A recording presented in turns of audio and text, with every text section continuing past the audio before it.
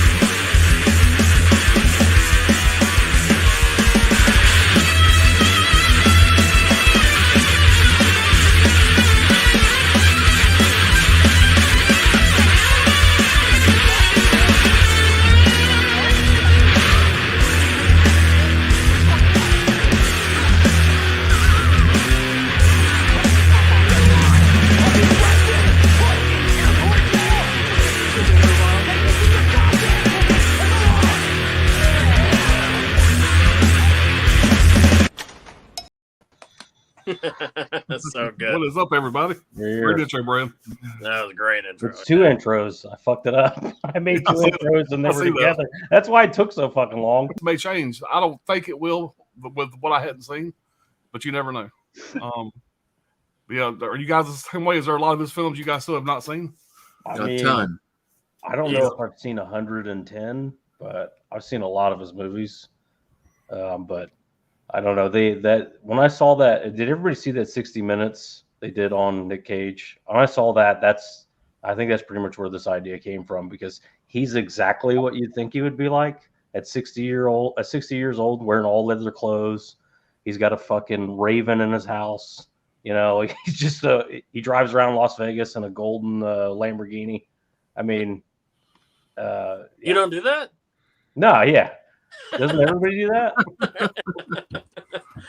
But that sounds strange for the average person, but for Nicolas Cage, that sounds absolutely exactly normal. What you would think it would be. Yeah, right. So, but yeah, he's a very versatile actor, man. He's a great actor. He really is. He's one of a kind. There's some shit he does in movies that are mediocre that just still makes the movie watchable because he's in it. Yeah, you know, there's a lot of those. Yeah, he's one of my favorites, man. He always has been. So, I've been watching him most of my life. But let's see who's out there in the chat. We got 14 people watching. See what we got out there.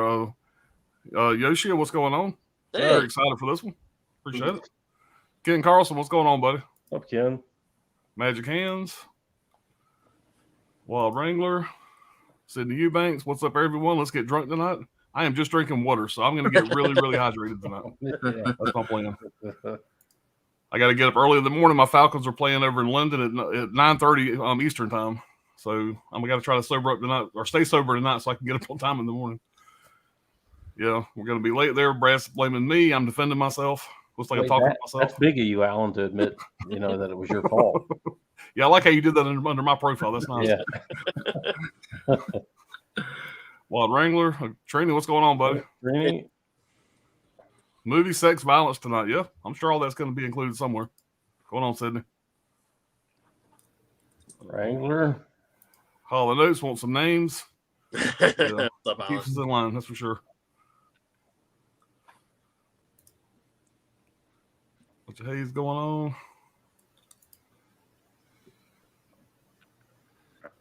Yeah, that's strange. I can't see the other comments. There they are. Well, my little slide bar was gone.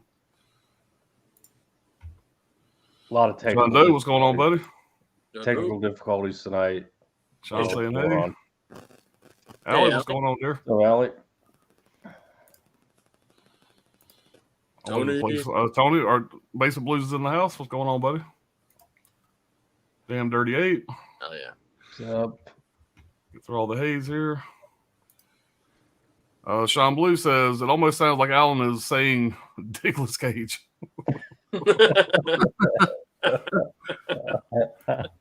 That's Southern draw. Yeah.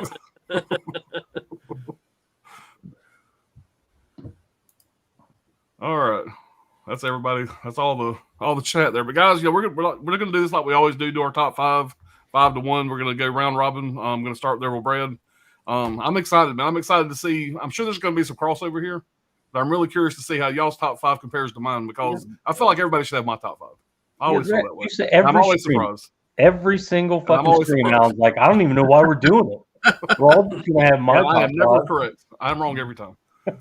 So, without no further ado, man, let's go and get started with Brad's number 5 here.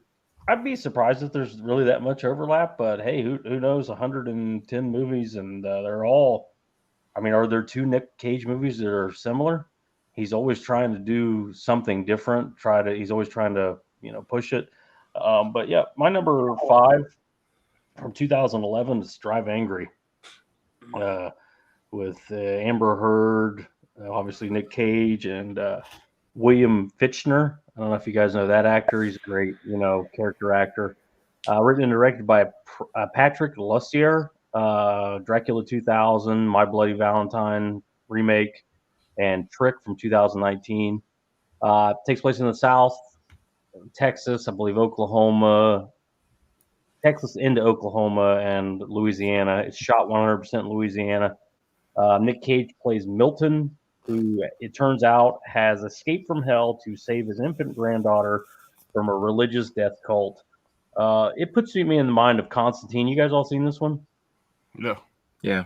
I haven't not seen that one yet. Dude, what are you, Anthony? This has got your name written all. I know. I'm sure I would love it. I'm sure, but I just didn't get around to watch that one. Yeah. I mean, if you like Constantine, it has the same kind of vibe to the movie. Yeah, I don't have a whole lot of notes on it. William Fichtner as the accountant is great, as Satan's bureaucrat sent to bring back Milton back to hell to serve out the rest of his sentence, obviously. But I mean, it's exactly what you would think. It's a road type thing. He's chasing these people across the country. He runs onto this character, Amber Heard, who has a car that he likes, and she's like running from her boyfriend or whatever, and they end up escaping together and going across the country. It's just what you think it is. There's really not a whole lot to it, but there's some wild scenes. Like he hooks up with this broad, and he's like taking her down and killing like 70 guys at the same time, right in the middle of the act. I've never seen that on screen before. So, yeah, dude. I mean, it's the typical fare, but that Fichtner character as the accountant, with the coins and all his little shit. It's just a really interesting character and a really fun movie. And I don't know why people haven't seen it. The trailer was killer. I don't get it. But I think it kind of got mixed in with some of his shittier, late 2000s movies. Like people think like, oh, this is just another one of those. It definitely is not that. It had a real director, real budget. It was a real effort. But yeah, that's number 5, Drive Angry. Yeah, William Fichtner was great in Armageddon, by the way. Yeah. Okay. Now that went to theaters, but I don't remember if it was like a success. I'm not sure if it was either. I didn't look into that. Yeah, I don't know how I saw it. I saw it randomly years ago, and I've always liked it. Yeah, the first time I caught it was like on like HBO or something like that, and Yeah, me too. It was like it was just a really cool, fun action flick. Yeah, it's pretty badass, I thought.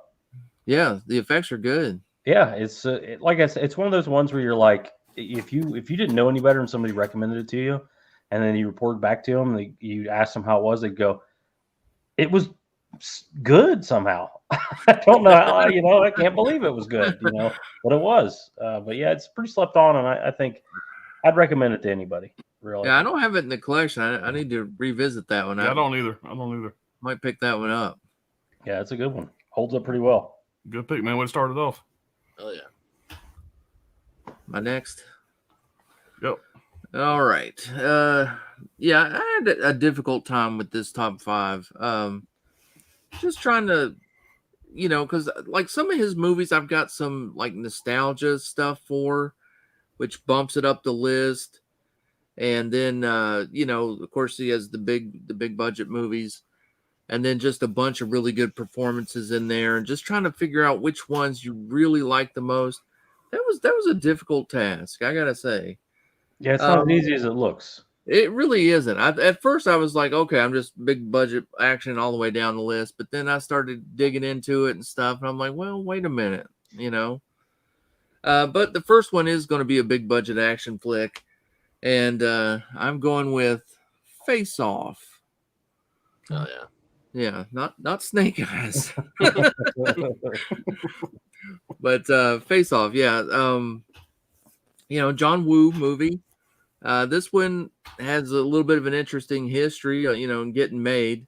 Originally, the script was sold to Warner Brothers back in 1990, and they were going to, make it. They were actually considering using. They wanted to use like two bigger name, like they wanted two like main personnel, like two big personalities that people would know. And their first thoughts were actually Stallone and Schwarzenegger. That would have been interesting. Yeah.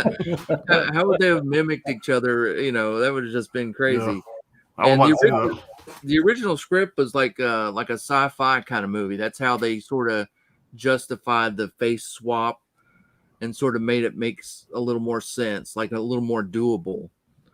But Stallone was doing Demolition Man in '93, and they thought the movies were kind of similar, so they just shelved the project, and they eventually lost the rights to it. It came back up for grabs, and Paramount now jumped on it, and so they're the ones that actually put it out, and they stripped down all the sci-fi stuff, and that was the only way John Woo was going to come in on it. He didn't want to do the sci-fi angle.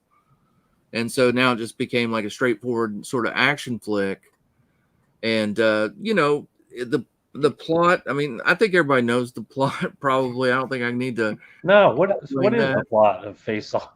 Well, but you know what's interesting about it? It still keeps My face off. It still retains some of the sci-fi element because they have like the prison that has like all wearing the magnetized boots and stuff. Right, the futuristic, the sci-fi kind of prison or futuristic type prison and shit. So there was some cool stuff. Yeah, and let's see. I got some notes here. Now, by the way, those boots were worn by like in that original Super Mario Brothers movie. Yes, yeah, you know that one, right? The boots were worn by what was it, the Goombas or something like that.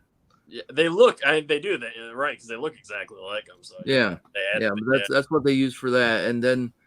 And so the couple interesting things. So like that there's a scene in there where like Dominic Swain, that she was the daughter of John Travolta, and they'd already swapped bodies and stuff or whatever, and so he comes home and he finds the boyfriend kind of manhandling her in the car.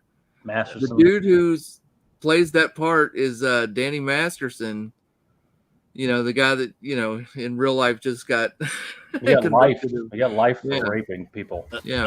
Two rape counts there. So that was kind of an interesting thing. And then the original ending, there's a couple things. One of the most iconic scenes in the movie, I think, is when they're raiding the the house, the apartment of like Gina Gershon, and the decision they made to like do it in kind of slow-mo, play the Over the Rainbow song, and the kids got on the headphones and stuff. That was a decision that John Woo had to really fight for. The producers didn't really think that would fly, but it ended up being like a big thing. And then the ending originally had a bit of a twist to it. How like Sean Archer, Travolta's character, he adopts the kid that Nicolas Cage's kid, and they didn't think that would fly, originally. And the original ending was going to be that that there was like a little suggestion that maybe they didn't get swapped back, and that Nicolas Cage was still in John Travolta's body, and so, but that got shot down in a test screening, and the fans really liked the kid getting to come live with John Travolta's family and stuff. So yeah, I don't know, it all turned out pretty good. John Travolta should have killed that kid. Payback for Nic Cage killing his kid. Yeah, maybe. Yeah. Well, you kill one, you get to take one, I guess. Yeah, but, is that how it works? I think so.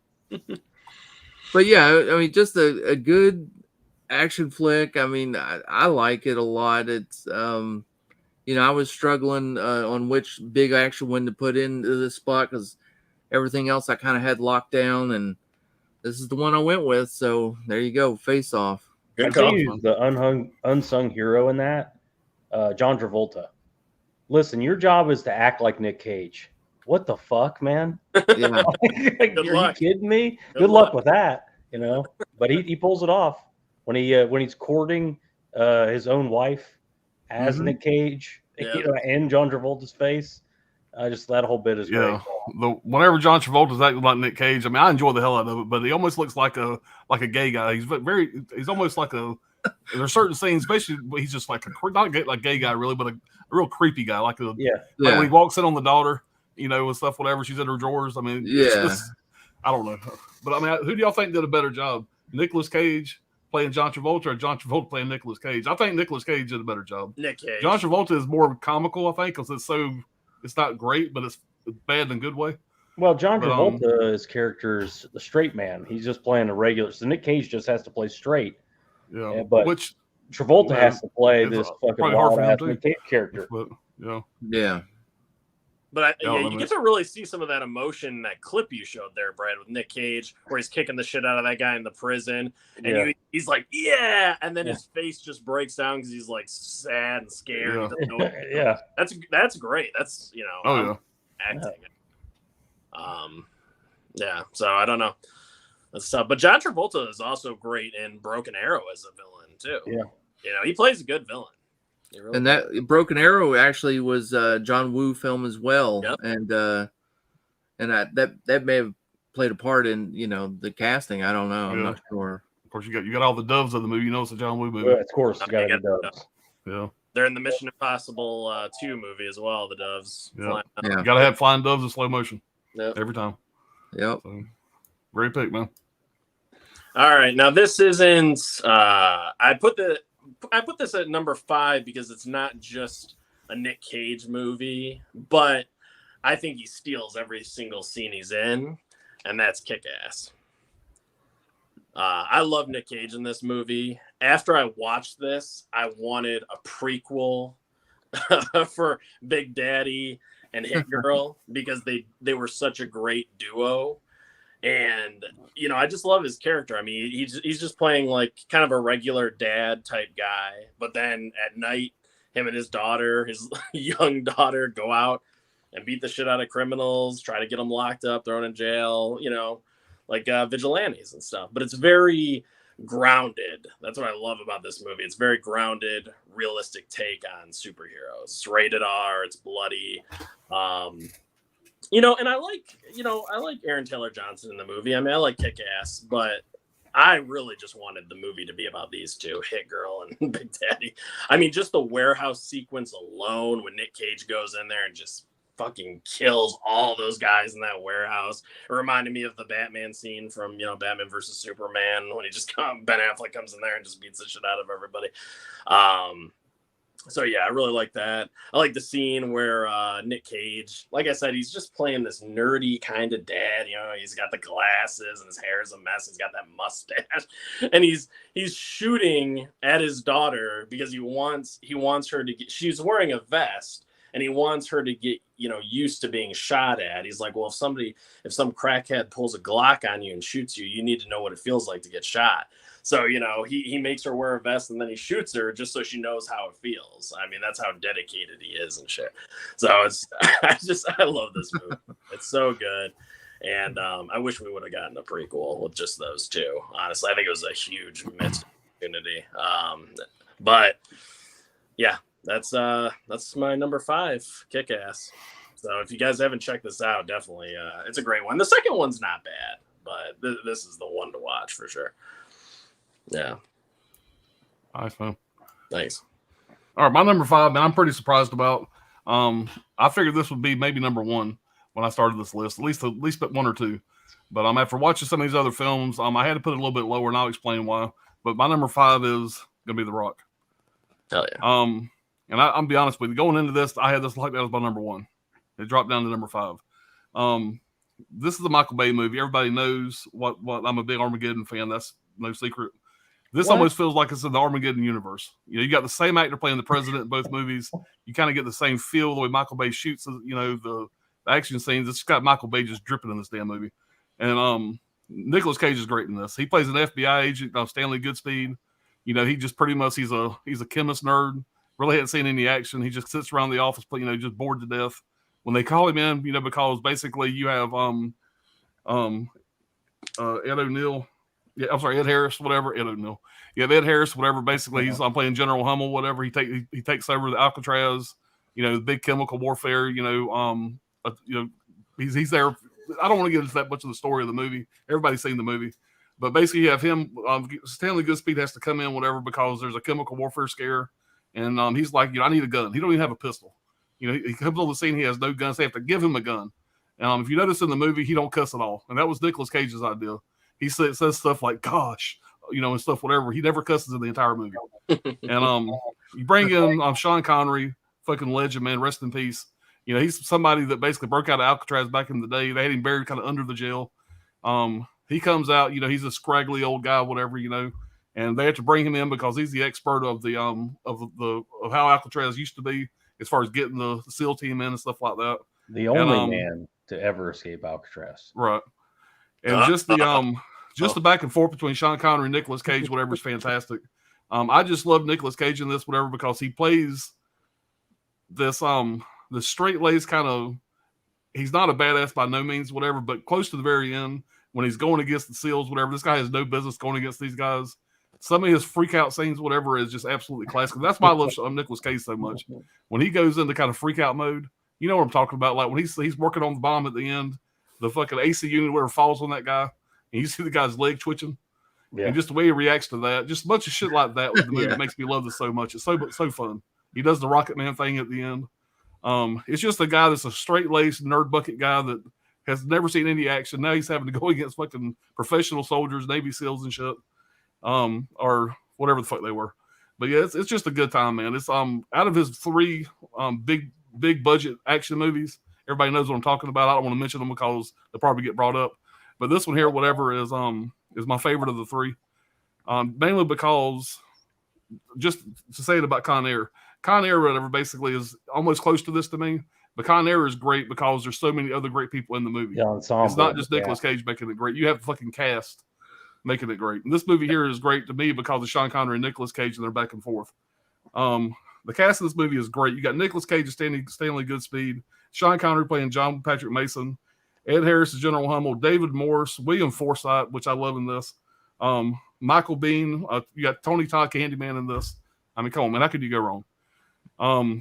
A couple notes I took about the movie is Sean Connery was also a producer on this as well. Michael Bay was getting a bunch of backlash, whatever, from the executives and stuff, whatever, about the movie, wanting to change shit and stuff like that. Well, Sean Connery, he had to go to a meeting with all the executives on the movie, and Sean Connery said, "Hey, can I go with you?"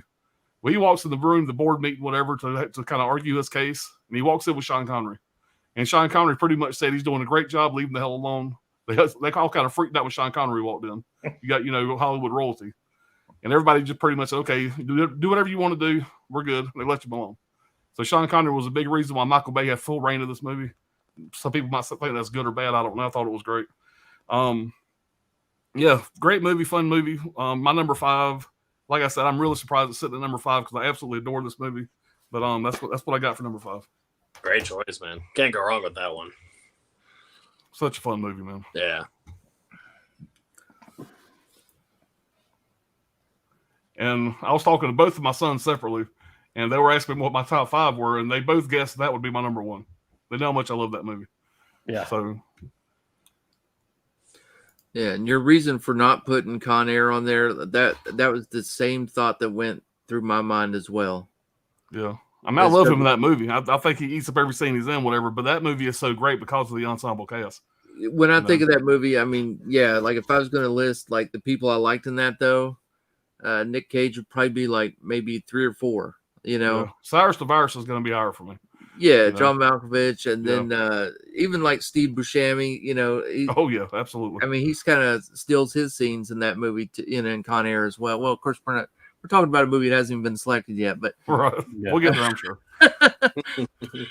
Sean Blue said, never seen Drive Angry. I've seen a good amount of Cage films, but I know there's so many more that I still need to see. Yeah, I'm still going to continue to watch the movies, man, because I want to see everything he's ever done. Drive Angry, that's a good recommend. Yeah. Trini says Drive Angry 3D is great. Mama Blu-ray, what's going on, Mama Blu-ray? Blu-ray? I love Nic Cage. Saying hey. Sydney says my number 5 Nic Cage movie is Gone in 60 Seconds. 2000, Nic Cage, Angelina Jolie, directed by Dominic Sena. Ice cold, hot wired. Solid pick. Absolutely. Great cast in that one too. While Raiders to Pay the Ghost. Mm-hmm. Drive Angry, Tom Atkins. Tom Atkins plays a local sheriff in the movie. Right. I kind of had a feeling nobody'd seen it, so I kind of left it pretty open. See the movie, you'll like it. Damn Dirty Ape says, I think the guy who wrote Jason X also wrote Drive Angry. Oh, wow. Okay. The Rock and Con Air is definitely 2 of my 5. Yeah. Tony agrees. Yeah, don't forget to hit the likes. I appreciate it. Texas, what's going on, man? Hey, Texas. Hey, everybody. A bunch of haze here. Holland said the fans wanted Travolta to face swap his dead kid for Cage's kid. That would have been a dark ending. Yeah. Holy shit. What's going on, Eddie? Eddie, what's up? What's up, Eddie? Wilkie, what's going on, bud? Corey. Yeah, Tony says Kick Ass is a great one. Yeah. Wild Wrangler says Nic Cage acts like Adam West, Batman Kick Ass. Yeah, that's a good point. Yeah, I mean, he's great. I'm telling you, man, he steals every scene he's in Kick-Ass. I love him so much in that movie. Also, Christopher Mintz character is definitely my favorite from Kick-Ass, but I am biased because I'm a fan of his. Yeah. Wild Wrangler said, Pops, The Rock is the prequel to Armageddon. It could be, man. It could be. There you go. He said, my number 5 would be Bad Lieutenant, Port of Call, New Orleans. Solid pick, man. Yeah. Ken, what's going on, man? What's up, y'all? The Rock is the best. Yep, it's a good one. Eddie says, I honestly never seen The Rock, but it's on my watch list. Yeah, Eddie, check it out, man. It's a good one. It's a good one for sure. Going on, Steve? Hey, Steve. Yeah. Ken doing the alphabet there. What a great scene. Yeah, great scene. What an odd scene. But, I mean, anybody else doing that, but what the fuck is this? Nic Cage doing it. It's a classic scene. Nobody can pull that off. Gizmo, what's going on, man? He says, leaving Las Vegas, bringing out the dead, Face Off, Wild at Heart, Con Air, the list I could give Pops today. Not a bad list, man. His Drive Angry is good. And Raider 666 is Snake Eyes. That's a De Palma movie a lot of people don't talk about. Yeah. All right, we are caught up. Mark the chat there, and we will start our number 4. My number 4, 2017, Mom and Dad. Nice. This is a pretty good one, man. Kind of a shocker. This is one of those ones I had no expectations. I think I bought this for $4 or something from Hamilton Book. Total blind buy. Written and directed by Brian Taylor. Did the Crank movies, Ghost Rider, Gamer. Takes place in a shot in Louisville, Kentucky. Nic Cage and Selma Blair play a typical middle-aged suburban couple with 2 kids. They're both kind of like, I'm guessing about 40. Nic Cage plays 40, even though he's probably 55 in this. But they're both like fixated on aging, and that keeps coming up throughout the thing. I'm sure there's some kind of greater message to this. I don't know. I just look at it on surface level. They bitch about their parents, typical shit, domestic shit. but an event occurs where some sort of biological agent or something causes all the parents in the area to be overcome with the urge to kill their children, and only their children. So it's not like they're just on a kill rampage. They want to kill their offspring for whatever reason. 2017, there may be just a touch of wokeness in this. There's one scene of like obvious forced diversity, but other than that, man, I think it's a blast. And one thing I'd point out with this, it doesn't matter how old you are, you still want to kill your kids. So you could be 90 and you still want to kill your 70-year-old kid. So it is wild. It kind of puts you in the mindset of like a Dawn of the Dead remake, kind of the breakthrough in the domestic urban, suburban suburb type thing. One thing I would like to point out about this is Nic Cage has Nic Cage freakouts, of course. He does that in the intro, that slap thing. That's from this movie. He gets in a fight with his wife and destroys his own pool table. There's just a lot of Nic Cage doing Nic Cage shit in this. But there's one thing I really want to point out. Lance Hendrickson plays Nic Cage's father in this. He's like an old Vietnam vet that's always talking about Vietnam. And he makes an appearance in this, and that is gold. that whole bit is gold when his parents show up. Anyway, this is another one I feel like where most people haven't seen it. I haven't seen it. I can't I've seen recommend it. it higher. It is, I mean, come on. I mean, what are we talking about here, guys? It's exactly what you think it is. Yeah, it's a fun movie. Yeah. Check it out, man. Wow. Yeah. So far I'm buying both of Brad's picks. That's what it's all about, man. I work for New Line or whatever. Good job, man. That sounds good. That sounds really interesting. Yeah, it's like $4 on Hamilton Book. It's very cheap. This is a Canadian release. I don't remember exactly who put it out, but all right. Going pick number 4 here. I went with one that it's a little bit of a controversial movie, I guess. Because it doesn't get talked about these days for sure, and maybe never will. And that is Amos and Andrew. and that it's a comedy, but back in the day they allowed certain things, and this one might be construed as because they use a lot of racial humor, but it's satire, and the point is that the plot of the movie is they're like it's a really nice like a lake community where most people only live there seasonally, and Samuel L. Jackson, he's a well-to-do like a Pulitzer Prize winner. He's like produced movies, been in like plays, movies, all these different things he's done. And he's like semi-famous, but not like super famous. And he buys the house there, and he's kind of just moving in, and he's like carrying, he's like hooking up his stereo when this white couple comes by, and they think that black man in this neighborhood, they call the cops. And so Dabney Coleman shows up, and his police force, and Brad Dourif's in it. He plays like one of the deputies, and they do some weird stuff, like Brad Dourif, he puts on like blackface, but it's like unintentional blackface. He's trying to be like Commando, but it kind of comes off like he's doing blackface in the movie. And so it's just a bunch of like stereotypes and different things about being profiled and things like that. And so, they set off his car alarm. He goes out to, turn off his car alarm, and they think he's got a gun, and they start shooting at him. And Dabney Coleman's running for like a higher office, and they figure out, after a little bit that, that they've just screwed this thing up big time.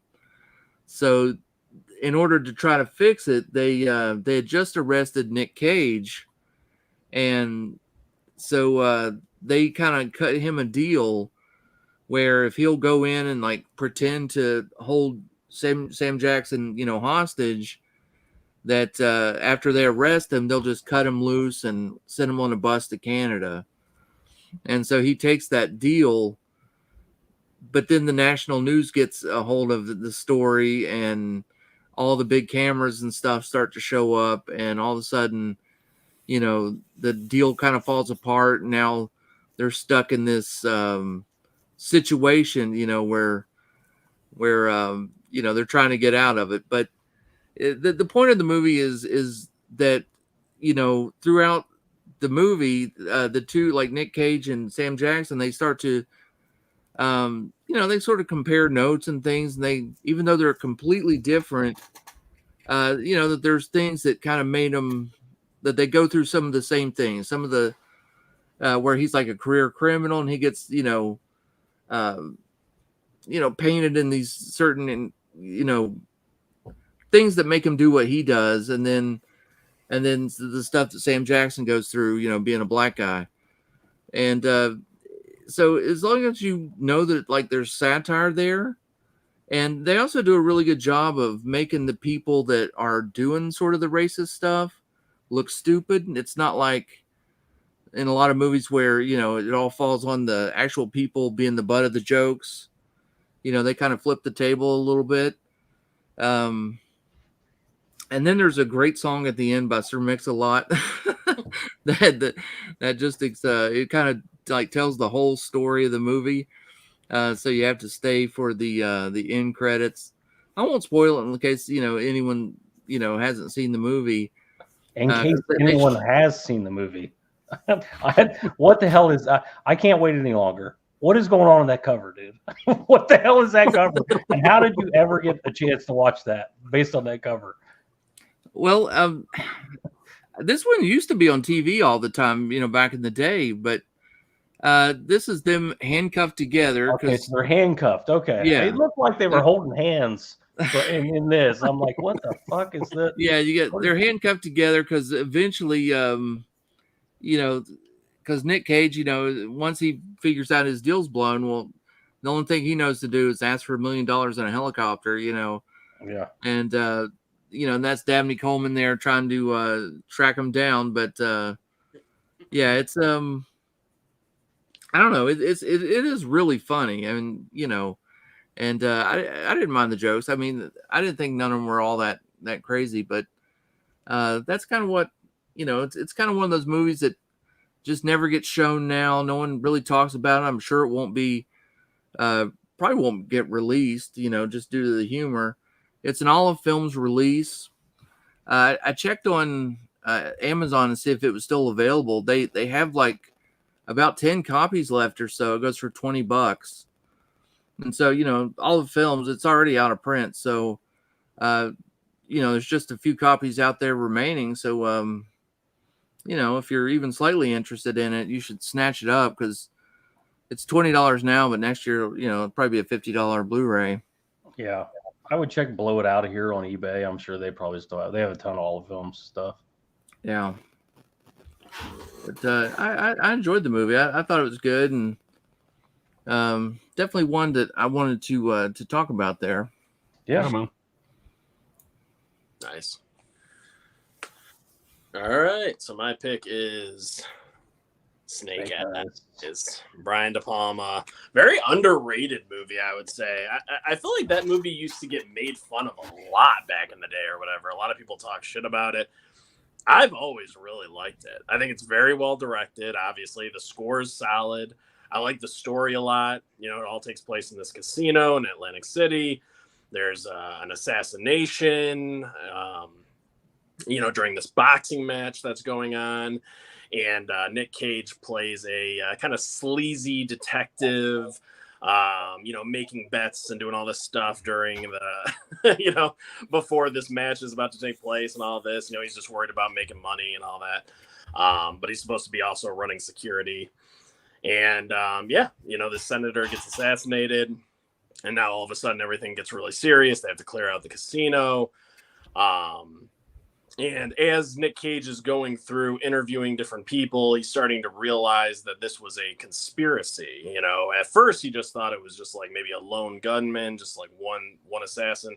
Then he realizes that there's a conspiracy going on, and he's trying to get to the bottom of it. So he kind of, he makes this transformation from being this sleazy kind of, cop or whatever to like really, dedicated, wants to figure this out. And as he's figuring out who all the players are involved, without spoiling anything, but, he realizes some people are involved that maybe he knows or whatever. And, you get to see this really, great scene with him in the stairwell when he's talking to Carla Gugino's character. And, he just doesn't want to believe what she's saying. And he's just like breaking down. He's getting angry and frustrated. And, he's even tearing up a bit and stuff. And it's really well done. That's what I mean. Nic Cage, he can be so funny and this and that. And then just out of nowhere, he can give you like a solid, heavy performance. And I love that about him. Gary Sinise is also in this film, who's another underrated actor. I mean, that guy, you can put Gary Sinise in anything, and he's going to give you 100% every time. And they didn't even want Gary Sinise. They wanted Will Smith, but Will Smith was like, "Oh, I'll be in your movie if you pay me $12 million." And let me tell you something, Will Smith does not fit the role at all that Gary Sinise is playing. So would have been trash. Yeah, I mean, Gary Sinise is playing like this tough, like Marine guy, career military, straight laced, stick up his ass guy. I don't know, and Gary Sinise is one of those guys. Like, if you saw him on the street, you don't want to fuck with him. But Will Smith, I'll slap a bitch back if you fucking slap me. I'll tell you right now, I'll knock his bitch ass out. I mean, I don't care. I mean, Will Smith to me isn't intimidating. Like that. He's just not. I like Will Smith. I like a lot of his movies, but he doesn't intimidate. He doesn't have the severity you'd need to play that role. No. But Snake Eyes, great movie. I highly recommend people check it out. It doesn't get enough credit. And yeah, that's my number 4. Good pick, man. Yep. Thanks, man. All right, my number 4 is going to be a kind of a surprise for me, but man, I enjoyed the shit out of this. From 2013, that's going to be Joe. Yeah, man, this is a solid film, man. It's a very low budget film. You could tell, directed by David Gordon Green. You got Nicolas Cage, Ty Sheridan. Let me tell you about Ty Sheridan before I start to really get into the movie. Ty Sheridan plays a 15-year-old kid in the movie. He's the guy there on the cover. And he acts his ass off in this. He does such a great job in this movie, man. He almost steals the show in a lot of the scenes from Nicolas Cage, which is hard to do. But Nicolas Cage basically lives in a small town. He runs like a crew. They go around and killing trees. They have these axes that shoots poison into the trees, whatever. And that's pretty much what it is. It's a very basic story. You can tell that this guy is just a little podunk, country guy from this town, drives around an old beat up truck. But it's the guy that you kind of know you don't need to fuck with. It's one of those guys that looks like an everyday Joe, but you got to be careful who you fuck with sometimes. And this is kind of who Joe is. Joe's a real straight laced guy. He's an ex-con trying to stay on the straight and narrow, stay out of trouble. He runs this crew, and there's a lot of people in this movie that are not actors. A lot of people that were just like extras in the town or whatever. They kind of threw in the movie, no acting experience, no acting at all. They just kind of are in the movie, but they all do a great job. The guy that kind of plays the bad guy in this plays Ty Sheridan's dad. He's a son of a bitch. It's a guy named Gary Poulter. You never heard of him because he was a homeless guy. He was a homeless guy they pretty much threw in the movie, and he does a fucking fantastic job in this. He plays a slime ball, beating his kid's ass, and there's some brutal scenes where he beats his kid's ass in this. And the way Ty Sheridan acts with this guy, whatever, they do a great job. I tell you, this old guy was great, and he was literally a homeless guy they found on the street. The sad thing is about 2 months after this movie was released, they found him dead in the street. He went back to being homeless after the movie, and they found him dead in the street. So he died like 2 months after this was released. Pretty sad. But the guy name's Gary Poulter. You can't see him in anything else. But make sure you pay attention. In this movie, his name is Wade, aka G-Dog. He's like a 75-year-old guy. On the back of his jacket, he's got G-Dog, D-A-A-W-G. And he's an absolute purebred son of a bitch is what he is. Well, basically, Nic Cage kind of makes friends with this kid. This kid walks on Nic Cage in the work crew, needing work. You tell he was a down on his luck kid, a lot of problems. Nic Cage kind of gravitated to this guy, gave him a job, trying to give him a hand up. And he started realizing that his dad was just giving him shit, causing him all kind of problems. And so, of course, Nic Cage has to decide, whether he's going to stay on the straight and narrow or if he's going to go and help this kid out and be the badass that he really is undercover. It's got a great ending. It's just a solid movie. Nic Cage is pretty much not really Nic Cage in this movie. He's more of a straight-laced performance in this. But Nic Cage has said that this character is most like him in real life. He said that this was the quote he said. Nic Cage described his performance as naked, saying that Joe character is very close to him and he didn't need to act. He said this is pretty much how he is, in real life. But like I said, if you want to see Nic Cage really act, not really be fucking crazy ass fucking Nic Cage, you need to check this out, whatever, because he fucking blows it away in this movie. I've watched this. I've seen it before. It came out, what did I say, 2013. I've seen it shortly after it got released on physical media back in the day, and I hadn't seen it since. And I went in and just kind of rewatched it to kind of see what my thoughts were now. And man, I'm telling you, I love this fucking movie. Now Nicolas Cage, as Brad mentioned last night briefly, was having some financial problems in the 2010s with the IRS. Owed a lot of money, needed to make all these fast films. That's why all these films came straight to video through the 2010s. This movie here, despite his financial problems, Nicolas Cage turned down 2 big budget movies, The Expendables 3 and Killing Season 2013, to prepare just because he wanted to make this movie. I don't know, man. I ate this shit up. Whatever, you haven't seen it, please go out and check it out. This is a high recommend for me. It's my number 4. No, I don't want to paint it off.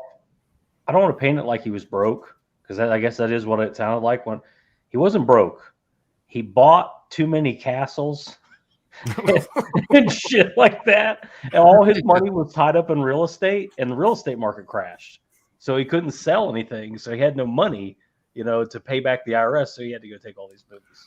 Right. Yeah. At one One point, thing I want to mention about this movie real fast is I said there's a bunch of 15 homes, and most of them were castles in like Ireland and weird shit, Transylvania.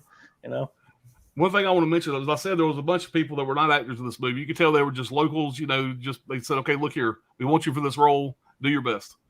There's one scene where you have this black guy that's kind of like the leader of Nicolas Cage's work crew. He's kind of the trail boss, whatever you want to call him. And you have G-Dog, basically this old piece of shit, Ty Sheridan's dad. He basically brings him in and try to give him a job to try to help him out based on the kid's recommendation. Well, this guy comes in, he's a drunk, he ain't doing shit, he's always sitting on his ass. Well, the trail boss and him go back and forth. And these two guys, you have 2 guys that have no acting experience. They throw in front of the camera and tell them just to start bitching at each other. And to see these 2 non-actors get up into each other's face and start bitching back and forth, almost going to blows, it was hilarious. So if you watch the movie, pay attention to that. It was a good time. And I don't think any of that was scripted. No, I don't either. I think they just said, look, you get up there and I want you to be mad at each other and just start saying shit. Yeah. And you could tell they couldn't act, but they both killed it, man. It was great. I enjoyed the shit out of it. I love Joe. You might be Joe's seeing good, that one man. again. Solid fleet, man. All right, let's see. Wild Wrangler said Con Air. Nice. Jamie Hart, what's going on? Hey, Jamie. What's up? Let's see. Bunch of haze. Sydney said, my number 4 Nick Cage movie is Face Off. Nick Cage, John Travolta, directed by John Woo. In order to catch him, you must become him. Such a fun movie, man. It really, man. It's a blast. Johnny Darko says Amos and Andrew was funny. And by the way, Todd, I just ordered a copy off Amazon while you guys were talking. So Okay. there's one less on Amazon. So Wow, it's only $19.99, man. I didn't have it in my collection. I love that movie. So, and I like to get all Nick Cage's films. And that's one I definitely didn't have, and I didn't want to pay $40-$50 for it in 6 months when it is way out of print. Jamie Hart says Valley Girls number 5. My number 4 is Wild at Heart. Both great films. Yeah. Gizmo saying hey. Sean Blue says don't think I'm familiar with Amos and Andrew. Yeah, man, let's check it out, man. It's an underrated 90s comedy. If you're a big fan of racism, apparently. Satire. Satire, right? Text, and it's not that heavy-handed, if I remember correctly. It's just something that couldn't be made today. But it kind of follows suit with all kind of other shit that came out in the 90s like that. Yeah. Text says Mandy /Pig is a tie. I watched Pig for the first time. Get ready for this. Valley Girl, Wild at Heart, Pay the Ghost, which I hadn't seen yet, and Frozen Ground I hadn't seen yet. So Great list, man. Great Sean list. says, Frozen laugh Ground's out pretty loud. damn good. It is. Yeah, this sounds like fun. And Jamie Hart said her number 3 is Vampire's Kiss. Oh, nice. Okay. Nice, man. Jamie Thanks. Hart. A great watch along last night, Sean. Thanks again. Jamie Hart seems like a Nic Cage girl. And yes, Sean said, I definitely need to see the movie. You guys are always killing my wallet. Already agrees with me. He says number 4 will be Joe. Highly recommend it for those who haven't seen it. Yep. Sean says, hey there, Texas. Or hey, thanks, Texas. It probably would have been better if it wasn't by myself, but it's all good. We have another one scheduled for tomorrow night at the same time. Spookies from 88. Yeah, Sean does a great job of them watch-alongs. Amos Andrew was Olive Films release, and now I can see why it's a bit pricey, but it sounds very interesting. Jamie likes Snake Eyes. Yeah, $20 ain't bad for an out-of-print title. Agreed. Jamie says, my number 2 is The Wicker Man. What? Someone has to like it. You never know. Yeah, Water says, Anthony, now I want to rewatch Kick-Ass. Oh, yeah, man. Definitely. Yeah, hopefully it'll be in there, Sean. It's wild. Sorry I missed your greeting earlier. Riverman, what's going on, man? Yeah, Riverman. Sean said, yeah, there's 10 live streams scheduled for October, and I'm sure you'll find some time for some of them. Yeah, says, Joe's a good movie. Yeah. Alex says, Ty Sheridan is a great young actor. I loved him in the movie Mud. Yeah. I think Mud came out maybe the year 1 year before Joe, I think. So he's good, man. I think he's a guy from Ready Player One, too, I think. He is. Yep. Yeah. Good actor, man. Sean says, I love this idea of you 4 focusing on each one of the top 5 movies instead of everyone just going through their top 5 and moving on. Yeah, man. Yeah. Joe was a sad story. It was. You just gotta feel bad for Joe. So just leave the fucker alone, man. He's got his life straight. He ain't hurt nobody. Leave him alone. But yeah, Sean says there's no wrong way to do a top 5 like this, and I find this method to be a little more interesting overall. Appreciate it, Sean. Yeah, I forgot Cage was in Fast Times for about a minute. Yeah, one scene. Yeah, I think he wanted Judge Reinhold's role, and didn't get it. Johnny Darko says, yeah, Joe was great. I might put that in my top 5 too. A lot of Joe fans. Yep. Riverman says, I'm with Nic Cage on that one. The IRS are a bunch of crooks. Don't get me fucking started. Yeah, that's a whole stream of stuff You're about to get a really good Brad around here. I need to put Brad on the big screen there. Yeah. Magic Hand says, Nic Cage had an issue with his funds from Bernie Madoff. Tune in to Category 3 and me immediately following this stream. Right. Jay Mercer, my number 1 is National Treasure. That's my wife's favorite. She was very mad at me that I didn't. Well, we'll talk later. Honorable mention of Ghost Rider and Leaving Las Vegas. I've seen that movie. My wife can watch that movie on a loop. Anytime she runs across it, she'll sit there and watch it again. I walk in going, "Are you really watching National Treasure again? Jesus Christ!" She loves that movie. Gizmo says, "I'll see you tomorrow. I will rewatch Space Truckers with Izzy now." Yeah, man. I will see you tomorrow night, man. See you, Gizmo. Nic Cage could get it. Told you. Yep. Chris, even though on my break closer tonight / to like. Appreciate it, Chris. Appreciate Hey, you jumping in. John Doe says about to watch Mandy for the first time. The start of my October 31st watch list. Nice. Good way to start it, dude. Oh yeah. Yeah. Texas says excellent, John. Y'all got me fucked up talking about John the Doe goddamn Mandy IRS. I'm sorry. All right, we are called back up again, guys. Moving right along. Already on number 3. What you got there, buddy?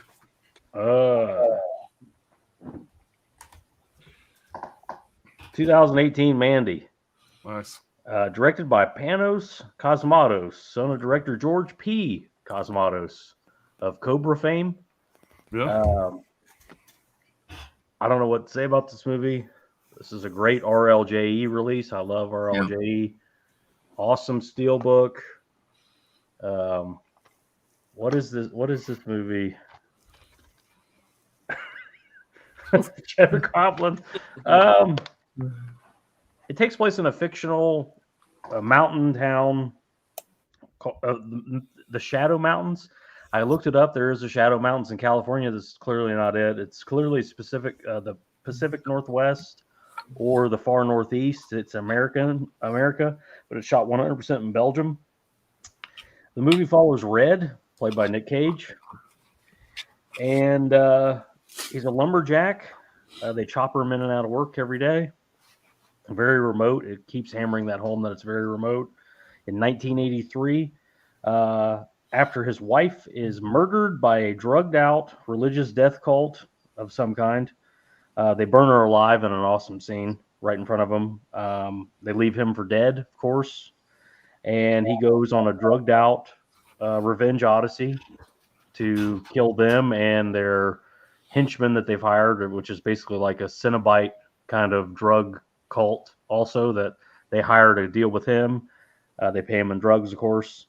A lot of drugs in this movie.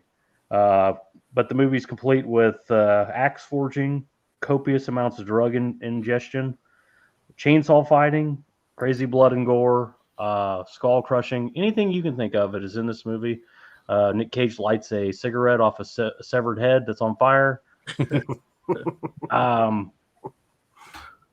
It's exactly what it sounds like. It's exactly what you think it is. I don't really have a whole lot to say about it. It's just awesome. If I was going to point to a detraction, there's some oddly placed anime in this it's kind of jarring. It's like, what the fuck? Why is this anime in here? But other than that, man, I was pumped when I saw it. Watch the trailer for this and tell me you don't want to watch the movie. Bill Duke has a small role in it. I love Bill Duke in anything. Man, that was great to see him in that. Great to see him back, and he'd been directing for years, and he's in this movie a little bit. But yeah, this Andrea Riseborough, she does what she can do. She doesn't really have a lot to do, but she's been in a lot of stuff. Great actor, great little steelbook from RLJE. I think this is a Best Buy steelbook. You can still get this. Not a very popular movie, but yeah, man, it's just badass. That's the only thing I can tell you about it. I don't have a lot to say about it. This is one of those movies where I'm not going to be particularly articulate about it because it's just awesome, and that's the word. That's more of a visual thing. You really got to watch it. It's hard to talk about. Yeah, it's about the visuals, and he gets his revenge. The end. Yeah, I love how about an hour into it, that scene you showed in the intro when he's in the bathroom chugging the whiskey in his drawers. Yeah, I like how it right then on is my. I mean, the first half is good, but as soon as you hit that scene right there to the end, I'm hooked.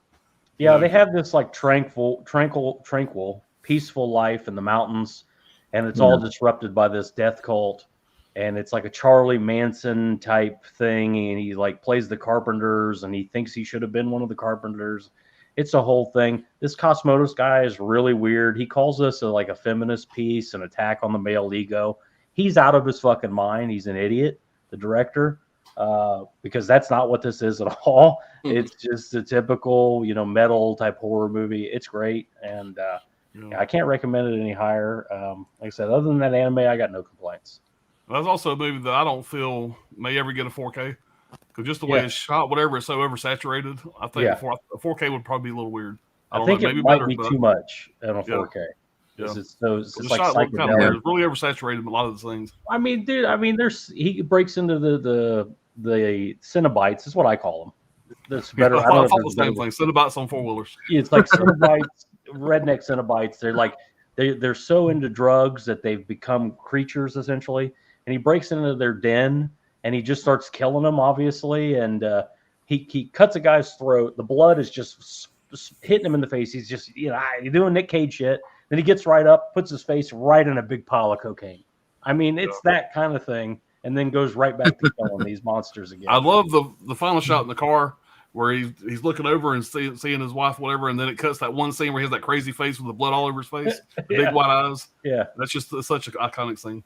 Yeah, and then he drives off in the Neptune or whatever the fuck at the end. What's up with the background? It's like he's on Mars. Yeah, it's like he's gone, because he takes the drugs in that compound, and it is basically face starts melting and everything. His fucking eyes are completely fucking. Yeah, from that moment on, like it cuts to the claymation inside his brain melting.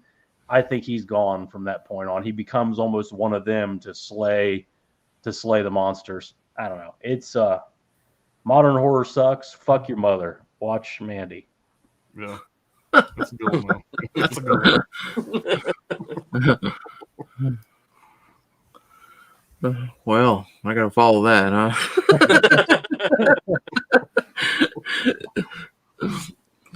Well, from Mandy to my Hallmark movie here.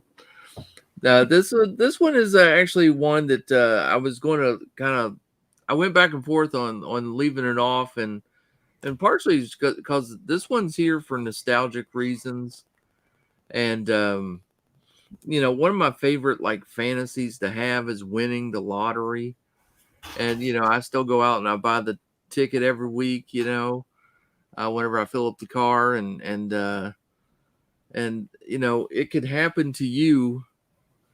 Is it's not Mandy. That's for sure. Yeah, but it's about a cop who he's eating lunch at a diner. He goes there all the time, and he doesn't have enough cash on him to leave a tip, so he makes her a deal. He says, I got this lotto ticket. If I win, I'll come back and give you half the winnings. Well, he wins, and he's got to give her, he wins like 4 million, so he's going to give her 2 million, and he's married to Rosie Perez, and she is not happy with this deal at all. And so she becomes sort of the only real, antagonist in the movie. She's kind of, they really make her out, to be a bad guy in this one. And they go out of their way to show you how nice, Nic Cage and Bridget Fonda are, like she's always like taking care of this one guy, he's got like AIDS or something like that. And he comes in and she always gives him like a free meal. And, Nic Cage is like carrying a blind guy across the street. Like they just go way out of their way to show that they're good people. And of course, as they hang out, they start to fall in love and stuff. And it really becomes more of a romance movie rather than almost really it's not even that funny of like it's hard to call it a rom-com even. It's really just more of a romantic movie, really. It is based on a true story. This really happened, but in the true story, the both the cop and the waitress, they picked like 3 numbers each, and they had known each other for like 15 years, and they were both like happily married, and the cop's wife in real life, had no problem sharing the money. It's just a nice story, but they decided to make a movie on it. A couple like casting things that were kind of fun. Madonna and Marissa Tomei were the first choices to play the Bridget Fonda character, and they originally wanted Arnold Schwarzenegger to play the Nic Cage movie, or the Nic Cage role, but he passed on. He was doing Last Action Hero. And it's just kind of a fun. Well, I enjoy it. I don't know. It's just one I'd seen a lot, and just that's always been my biggest fantasy is being able to win the lottery and stuff. I always like having those dreams. So you buy the ticket, you get the fantasy. That's what you pay. That's it. That's all I do. I buy the ticket just so I can have that 10 seconds of, oh, wouldn't it be nice? Yeah, for you and the IRS to win the lottery together. Hey, I'd gladly give them 40% or whatever that is they want. 70%. That's fine. That'd be all right too. Good pick. I ain't seen that movie in a while, man. But I remember it was always on TNT back in the day. It was, yeah. Probably still is. Yeah. There should be like a series of videos just called back on, something about TNT or TBS or, That'd be fun. Yeah. Grew up on those. All right. Number 3. We got 8mm. Oh, that's a great movie. Nice one. Yeah. 8mm. Nicolas Cage is a private investigator, a family man, he's married. His wife just had a, baby girl. just living a pretty normal life, but he does have to see some crazy things being a private investigator, and he gets hired on to figure out if this 8mm reel that has a snuff, it's like a snuff tape basically on there or whatever, and he has to figure out whether this is real or what's going on with this. This rich lady, her husband passed away, so she hires Nicolas Cage to come on, like, please just tell me that this girl in the video that's being brutally murdered and raped and everything in there, please tell me that she's still alive and that, my husband wasn't in any of this kind of stuff. So, he goes on the trail, tries to figure it out. He enlists the help of Joaquin Phoenix, who works at this porn store. And I really like Joaquin Phoenix a lot in this movie too. He's great. No surprise there. But Joaquin Phoenix kind of guides Nic Cage through the underground world of, snuff tapes and all this bad pornography and all that stuff, and he just guides the way. And he says in the movie, he's like, I don't buy it. I don't endorse it. I just point the way, because that's how he makes a little bit of money on the side. So, Nic Cage is willing to pay him because, Nic Cage has all this money from that rich old lady who's paying him to do this. So he's like, look, I'll give you some money. You just help me find this girl, help me, figure out what happened and stuff. So, he goes through that, and there's just this really great, juxtaposition of, you see Nic Cage as just this normal family man. He's got his daughter and stuff, and then he's just in this dirty, dank, seedy world. You know what I mean? Where he's like looking at all these, snuff films and all this porn, all this crazy stuff go on. A lot of it's fake, you know what I mean? And he's just on the hunt to try to figure out, like, where did this girl disappear to?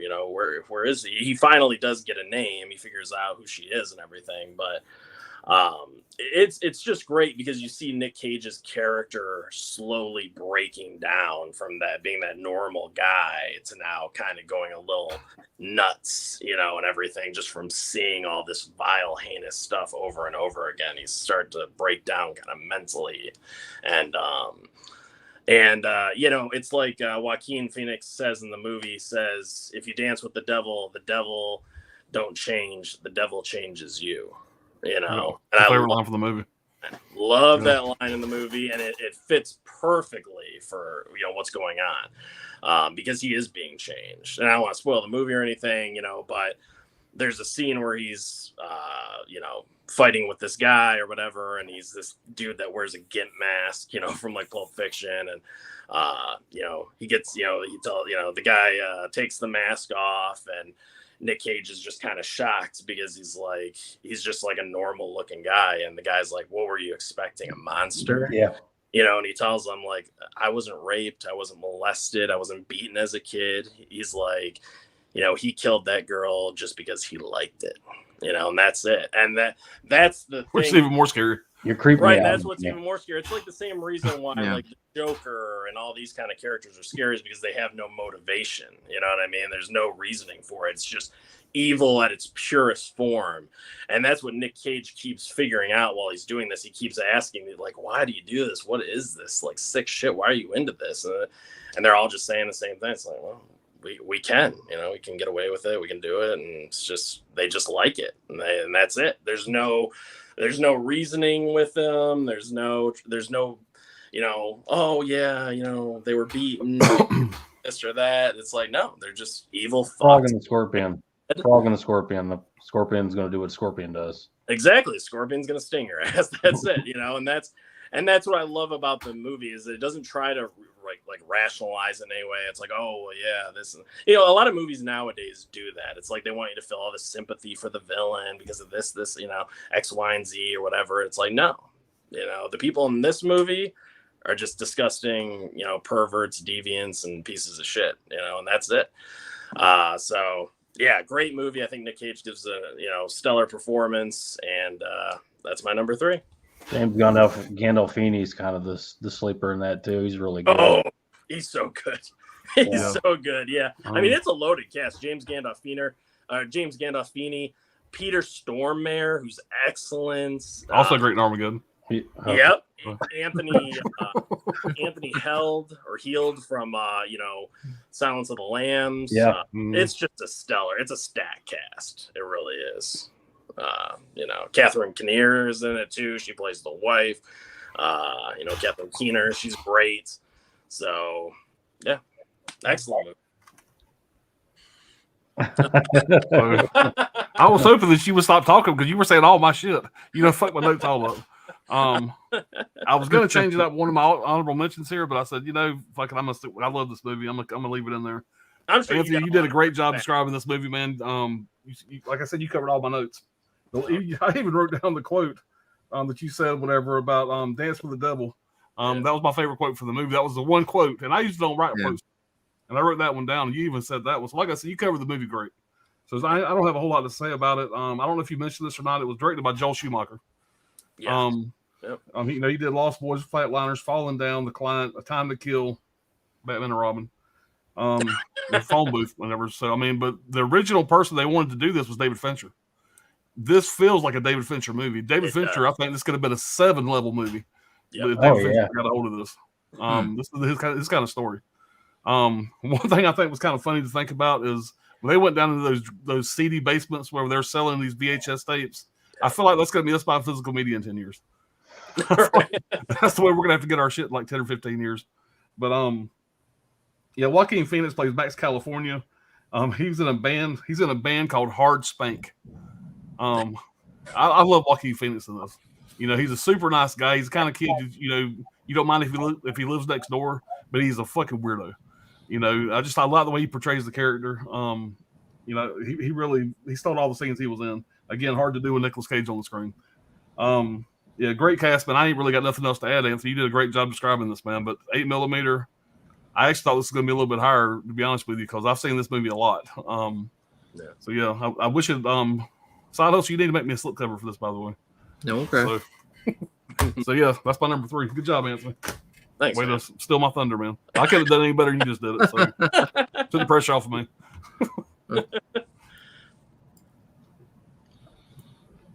Kind of surprised that's the first crossover we've had so far, to be honest with you. Yeah. All right. Let's catch up on the chat here. And Jamie Hart talking about National Treasure here. I'm a history nerd. I can't help but love National Treasure. Yep. And whenever me and the wife went up to Philadelphia about 5 years ago, we had a really good time seeing a lot of the places they shot for that movie. So my wife really enjoyed that. Alice said Jamie just confirmed that she is indeed a Nic Cage girl, Brad. Knew it. Indeed. Chris C says, "Oh, Mandy, they went north." Sydney says, "My number 3 Nic Cage movie is Pig. Movie I just watched for the first time. Get ready for this. 2021 Nic Cage, Alex Wolff, directed by Michael Sarnowski. Not a lot of things to really care about. Yeah, interesting flick for sure. Yeah, A24. Yeah. Is that A24? Yeah. I don't think so. I don't have it. I have all A24s. I'm pretty sure it was A24. Yeah, I don't think it was A24. I'll check. John Doe says, "Hell yeah, you're getting me excited. I'm putting it in right now." Cool. Chris says, "Take care. I'll watch the replay. Appreciate it, man." Yep, right on. See you, Chris. Yep. Mandy is a good, solid movie. It is. It really is. Mandy is a weird one, said Tony. Mandy is a crazy ride. Yeah. And he says, "My number 3 would be Con Air, one of the best action movies of the 90s. Cannot argue with that. Great pick. Wild Wrangler says, RLJE have killer titles, Brad. It's everything. It's the affordable price. They come with a slip. It's just everything, man. And they do these weird movies, these obscure kind of mainstream movies. I just love the it's kind of like IFC Midnight so much. IFC Midnight's kind of in the same vein. They got show a lot of the independent stuff I really enjoy. Alex says, "I think my top 5 Nic Cage movies would be Moonstruck, Raising Arizona, Con Air, Kick-Ass, and Renfield. I've not seen Renfield yet. Nice. So, oh, yeah. It'd be interesting after I watch that to see if it would make this list or not. But Johnny Darko says, "Still have not watched Mandy yet. Steelbook has been on my shelf for years." Great time to watch it. Yeah, check it out. And the fall. whenever you were holding up that Steelbook, by the way, I knew that Amazon It was out of stock in a lot of places, but Amazon had a third-party seller had it for sale for like $21. So I just bought that while you were talking about it. So I bought 2 movies on the stream now. Well, it's on Best Buy's website for $16.99, something like that. Oh, well, shit. Okay. I checked before the stream. I meant to say that. Okay, I probably should have Just got check it there anyway. that. Make sure I'm not wrong about that. But I know Best Buy it wasn't exclusive to them, but it seemed like that was the place that was selling it. Right. Yeah, they've definitely had, because I've seen it on their shelf. Yeah. And I've been on the fence getting that Steelbook for a while, and I can't really talk about it right now, but yeah, I really need to have that collection, man. I'm a big fan of it. Trini says, smoke a joint and watch Mandy. Yeah. John Doe says, might be doing so right now. Riverman says, I'm going to have to check out Mandy now. I see it streaming on Tubi. Yeah, I mean, it's something. Yeah, Wild Wrangler said, Raising Arizona. Good one. Strong pick. Aiken K, what's going on, buddies? What's up, guys? Hope everyone is having a good weekend. Not bad, man. Yeah. Trini says it's a good pick that nobody talks about. Riverman says, "Yikes! Don't Google and see what Bridget Fonda looks like now." Yeah, she's retired. She's retired. She's old. You know. Yeah. Jamie Hart's a special mention. I forgot about Drive Angry. Yeah, that was, I think, my number 5. Yeah, all those are great, Allie. All right, guys, appreciate all the great comments there. We're going to move on to number 2, man. We're rolling right along. Yeah. Get them done. Yeah, man. My number 2 is from 2003, Matchstick Men.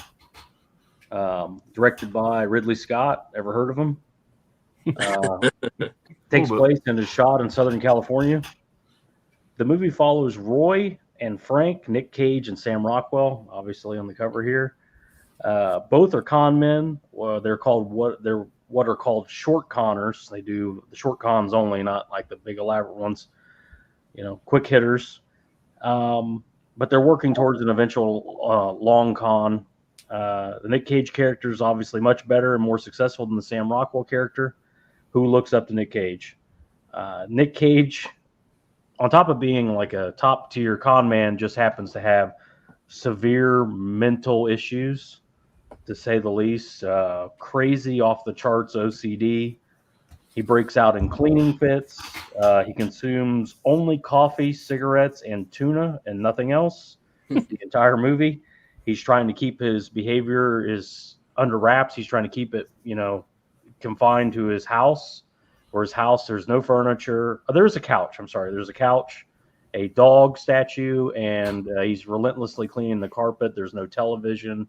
He's just a very the OCD is really overtaken him. But the only way he can actually function outside of the house is if he's doing a con, basically. At one point, he runs out of pills and storms into the pharmacy, completely just whacked out. His hair's a mess. He's just crazy. And that's the scene from earlier where the guy asked him if you ever heard of a line. And he says, have you ever been dragged to the curb and beaten till you piss blood? Just in full Cage rage. Meanwhile, with all this happening, he has to go to a therapist to try to get more pills. That's how it sounds. If you have a mental health issue, you got to talk to a therapist first, and then they prescribe you pills. It drives him crazy. For his many issues. But the therapist talks him into reaching out to his ex-wife, who was pregnant when he left, 15 years ago. Turns out he has a 14-year-old daughter, and it becomes that kind of story, like him becoming a human again, slowly through her, and that kind of thing, cutesy thing. He's eating normally, seems to be better with the whole thing. Eventually, it turns out to be one giant conspiracy against him to get his life savings. And he obviously finds out shortly after that he didn't even have a daughter, and she was in on it the whole time. And he's like devastated, but at the same time it kind of sets him free. The whole losing the money, and he becomes a normal guy with a wife and everything. And it's a movie I've always liked. I like the scams and all the shit they get in, but can't go wrong with Ridley Scott, Sam Rockwell, Nic Cage. If you haven't seen it, man, Matchstick Man, it's a great one. I need to rewatch that. I meant to get to it before the stream. I didn't get a chance to. Well, my number 2 is Matchstick Man. There we go. I second all that stuff you just said. Yeah, the con stuff is really what gets you hooked in. I mean, the thing at the end is a twist. You don't really see that coming. That just pops up and kind of smacks you in the face, and you're like, and it's got a big impact on the movie. But yeah, I mean, he was getting over all the OCD stuff and everything with the daughter being there. Everyone was really good in this movie. Sam Rockwell was awesome. He usually is. But Alison Lohan plays the girl there. She's supposed to be 14. She was really 23 when this was being filmed. She's just one of those that could pull that off, and that Spielberg was actually interested a little bit in directing this, but he was already on to Catch Me If You Can. He was kind of committed to that. But yeah, great movie. Definitely worth watching, especially if you like the con stuff. But yeah, I don't know. I think Brad pretty well took care of it. But great movie, excellent. It's I thought again, it's another one I don't think many people have seen. 2003. It was kind of really at the height of his powers. Yeah, it's a sleeper for sure. Yeah, it wasn't. It didn't do well in the box office. It barely made its money back in the box office. Yeah. Well, rare miss for Ridley Scott. Brad talked about this one already, but Mandy. Oh, dude, yeah. I mean, you want to talk about? I mean, Brad broke this down perfectly. So, I mean, I do think this is a cool release too. Brad showed off the steelbook. I got the slipcover, but I like that they put different artwork inside, which is nice. But yeah, I mean, this showcases how good of an actor Nic Cage really is, because he's like just a stoic, regular guy at the beginning of it. Then you see everything that happens that goes down, and everything, and then you get to see him break down emotionally, like he's just crying, screaming, and he literally can't do anything to stop these guys from what they're doing to his wife and everything. And then after that, he just goes absolutely like batshit crazy, like the Nic Cage that we love. He's doing drugs, and he's just killing these demon biker guys, and he's getting bloody and messy. He's got this badass axe called the Beast, and shit. And he's got a sweet crossbow too. You get lots of good gore in this, practical effects, which I appreciate, and yeah, it showcases him as an actor big time. And I know this is what kind of got him back in the spotlight again. So this is a really important film for him. And yeah, very well directed. I mean, it's a trippy movie for sure. It makes you kind of feel like you're drug induced in a way, and I mean, everything, even just the colors, the way it's shot, just the cinematography of it and everything. It's just a nice, you can almost just put this on mute and watch it unfold, and it will, looks beautiful. Lots of great action, gore, all that stuff. And he's just going through and butchering these guys. That's what I love. I mean, this isn't rated either. It's, so it's. They didn't even try. They're like unrated. There's no way we can get away with making this rated R. This is way too bloody and gory. Like, no. And like when he kills that one guy, he puts like the spear end of that axe inside of the guy's mouth, and he just drills it in, and the blood's just spurting out all over the place. So badass. The chainsaw kill, the chainsaw battle. Yeah. The reveal that guy pulling up the bigger chainsaw was great. Nic Cage has this, regular sized chainsaw, and then this guy just brings in this it's like 4 chainsaws in one, basically, just this giant chainsaw, and they start battling. I mean, you just get so much cool shit in this. It almost feels more like an 80s movie or something. It doesn't really, but it's a great modern movie, modern horror film, and definitely check it out if you haven't. Mandy's fantastic all the way around. So, yep, that's my number 2. Yeah. Nice, man. All right, my number 2 here. Man, I really enjoyed this film. It almost got moved up to number 1. It's going to be from 2009, and that's going to be Bad Lieutenant, Port of Call, New Orleans. Nice. If you haven't seen this, you got to fucking watch this movie. If you like Nic Cage, you got to watch this movie. The rant with the bag of cocaine in one hand. Yeah. Nicolas Cage plays a character named Terrence McDonough. He makes lieutenant. The funny thing about this movie is he's a piece of shit. That's all I can say about his character. He's a piece of shit, and he does all the slimy shit that you can imagine. But he keeps getting promoted. He makes lieutenant, makes captain. He doesn't get suspended, but they think he's a straight and narrow. He's like a great detective. They don't realize all the shit he does, all the cocaine he does, all the fucking pain pills he does. First off, the movie starts off talking. He has this really bad back problem, and so the whole movie. First off, he has a really fucked up haircut. He's an ugly dude in this. His haircut's fucked up. He's got a bad back, so he's always walking kind of hunchback like this. You can always feel like he's really in pain.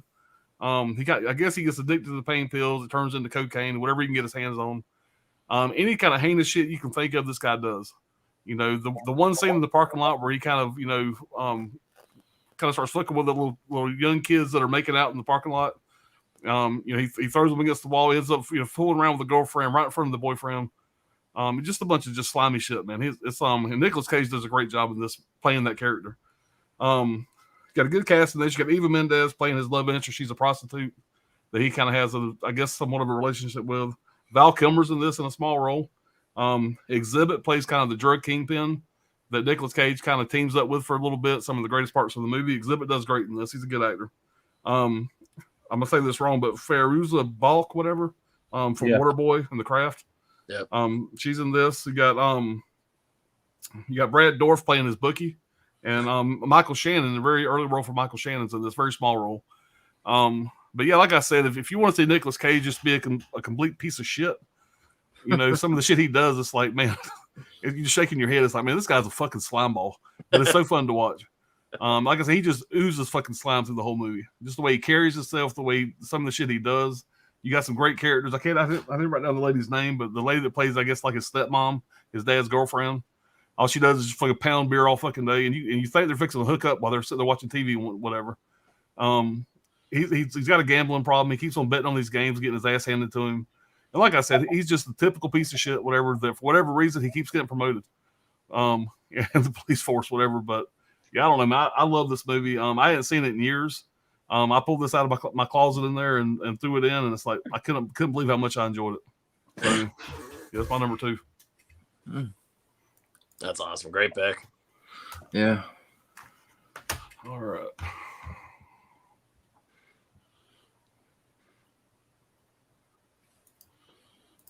John Doe says, I ended up picking my still of Mandy from in-store at Orbit. Great grab on my first visit. Nice, man. Oh, nice. Yeah. My number 2 Nic Cage movie is 8mm 99. Nic Cage, Joaquin Phoenix, directed by Joel Schumacher. Evil Never Dies. It Never Dies. Yep. Sidney Eubanks says Matchstick Men. Good movie. Eddie says my number 2 is Raising Arizona. One of those feel-good comedies I can watch anytime. Yep. Yeah. I still think it's great, whatever. And 8mm, I mentioned it last night in our stream.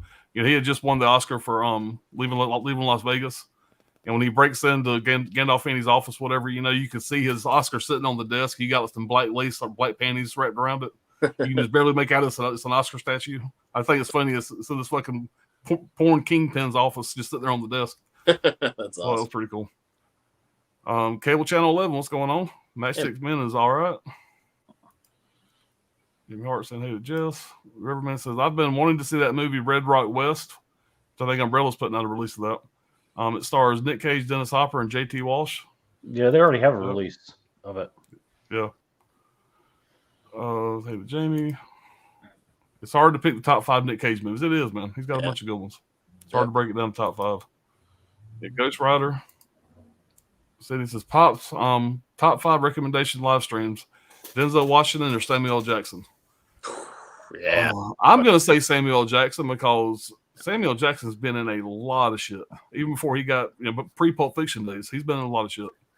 I would say probably the opposite, Denzel Washington, because Denzel's always the lead, and Sam Jackson's almost never the lead. Whereas, same with I Nick agree Cage. with that. Nick Cage, but Samuel Jackson always steals the show, even if he's not the lead. He's kind of in the same vein of a Nick Cage, but he's on the screen. It would be more like top 5 Samuel Jackson performances. Yeah, I could see that. That would make probably That'd make be a more sense. Yeah. All right. See, Trini says Nick Cage goes super. Was that Cyan in the bathroom scene? Saiyan, yeah, from like Dragon Ball Z.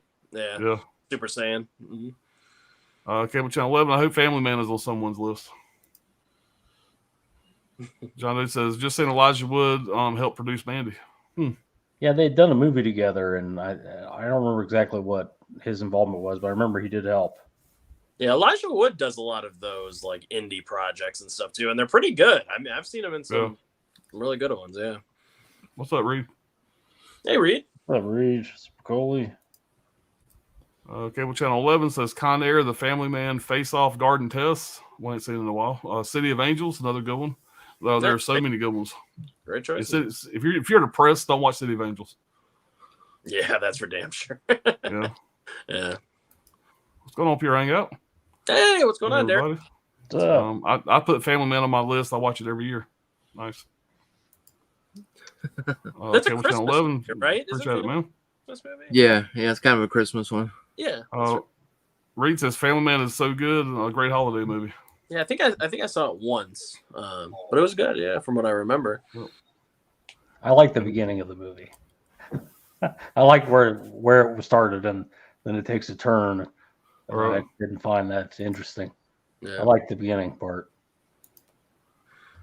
All right, man. It's hard to believe, but we only been going an hour and a half already to number 1. Yeah. We don't have fucking people in the fucking chat going off about crazy shit. Like some people I could mention. My number 1, 2005, The Weatherman. Nice. Directed by Gore Verbinski. Yeah. Mouse Hunt, The Ring, Pirates of the Caribbean movies. It takes place in a shot in Chicago, Illinois. The movie follows David Spritz, Nick Cage, Dave Spritz, a network weatherman in Chicago. He seems like he's on the network, the big network. He's separated from his wife and kids, trying to get his life back together. But of course he can't because he's a relentless fuck up. And you can tell he puts no effort into anything in his whole life. And that keeps going. That's a common theme throughout this. It flashes back to the stories of when they were married and his wife asked him to go pick up dinner. And she mentions like 17 times, don't forget the tartar sauce. And he's like, I heard you, tartar sauce. And he immediately forgets the fucking tartar sauce. And he's just like, well, what's the fucking big deal? It's just tartar sauce. It's like, he's one of those guys that's just sliding through life. Everything's been easy for him and it all catches up to him. And I like to see that. I like to see him get taken on the fucking chin like that. From the beginning, you can tell he makes a lot of money and he's pretty much hated by the entire city of Chicago. What is this fucking camera doing? Todd, what is this? Todd and I both have the same fucking problem with cameras and not being able to focus. Yeah. But you can tell the entire city of Chicago hates him. The weather, he's a weatherman and he's in Chicago. The weather's very unpredictable and it's wintertime and, he's often wrong.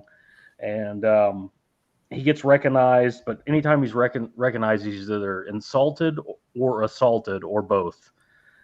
People constantly hitting him with food and drinks and screaming shit at him. I'm talking like a full big gulp, just hitting the side of the head, just walking, just in his car, getting hit with pies, pieces of chicken, all kinds of things. Which again, it's common throughout the whole movie. It's like just when you forgot about him get hit with stuff, he'll get hit with something again, out of nowhere. But to me, it's about this character who's blown all of his relationships due to lack of effort, especially with his father, Michael Caine, who's great in this, understated, who's some legendary author who's obviously totally disappointed in his worthless son. His son who stands in front of a green screen for a living.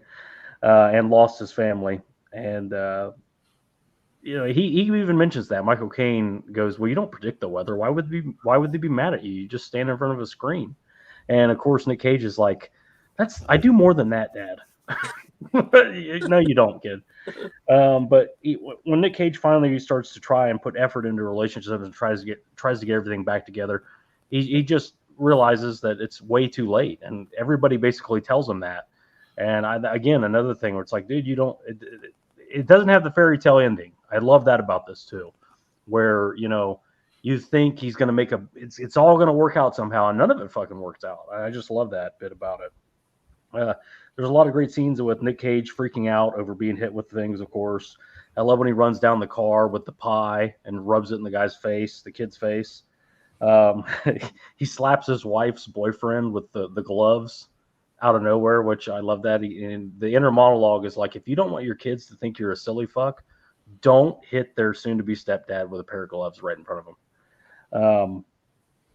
But the stuff where he's constantly letting down Michael Caine over and over again, I love that. All that the bit with Michael Caine wants him to get a newspaper. He doesn't have enough money to buy a newspaper, and Michael Caine's like, "You should carry more money than that. You're a grown man." And he's like 50 years old, getting chastised by his dad. He wants him to buy a coffee later in the movie. He doesn't have enough money for a coffee either. I mean, it's just I don't know. I just really enjoy it. The movie does have a lot of heart. I love the way it's shot, the way the cityscapes and everything in wintertime, they really capture that. But yeah, if you haven't seen The Weatherman, it's a winner, man. I think it's his best acting performance. I think it's his best movie. And it's my favorite movie of his. So yeah, The Weatherman, check it out. I have not seen The Weatherman, so I'll check that out. What are you doing with your life, Alan? You're watching Armageddon fucking twice a week. Well, makes me happy. You gotta stay current. That's right. It's the dual focus. Anytime you give the camera something to secondary to watch, it just has trouble focusing in sometimes. I need probably a better camera. Maybe I need a better camera, yeah. But Joe is going to be my number one. Love this movie. Nice, Pops covered it pretty well. It was impressive to find out, that they used so many non-actors, that that work crew literally were just day laborers, that like just outside the Home Depot kind of thing. And that was impressive because everyone was really good. And of course, Ty Sheridan, he was great in it. There's another bad guy in the movie though that Pops didn't mention, this guy with the scarred up face. Oh yeah, that guy was like a horrible guy too. I mean, Ty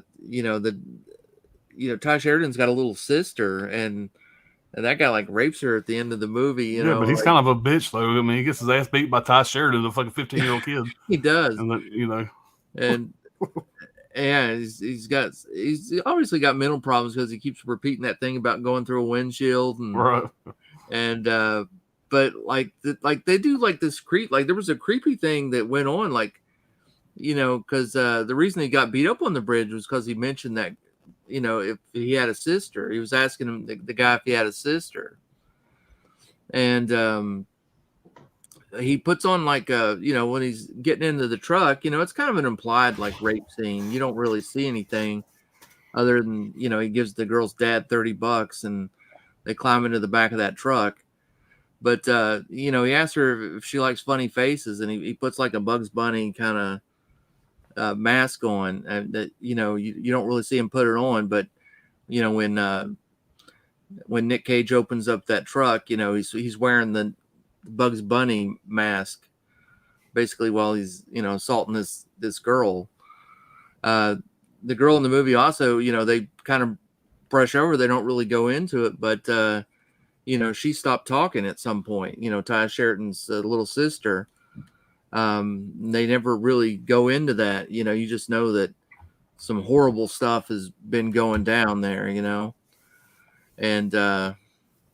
just it's a disturbing movie, but it's really well acted and just really good. It's one that will stick with you for a long time, I think. And that was probably my favorite. I think it's definitely one of his best. And, you know, even Joe himself isn't one of the greatest guys. I mean, the whole tree thing, that was a total illegal operation, you know, poisoning the trees. You know, there's like land developers, they weren't allowed to cut down healthy trees. So that's why they would pay him, you know, to go in and poison these trees so that they could then come in later and, you know, take them all down. And then the scene where he you know, he visits like prostitutes all the time in the movie too, you know, and he goes back to the house, to the whorehouse, and they got this German Shepherd that's always like barking at him and stuff. And, you know, he goes home and gets his pit bull, brings it back. Just to beat that dog's ass. That was great. I should have mentioned yeah. that. That was great. And the pit bull ends up, you know, eating this big German Shepherd. It's a messed up movie, but it was definitely memorable and it's a good one. So yeah, Joe was my number one. Great choice. That's awesome. You like racist, rapey movies? Okay. Yeah, dog on dog crime. So my number one, I don't have a physical media release of yet, but I am going to get one for sure, and that is Bringing Out the Dead, directed by Martin Scorsese, starring Nic Cage, Patricia Arquette, John Goodman, Ving Rhames, Tom Sizemore, Statcast.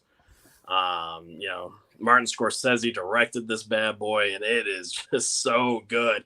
It bombed in theaters, and no one talks about this film at all. You know, when, you know, it's a Martin Scorsese movie that nobody talks about, which is just crazy.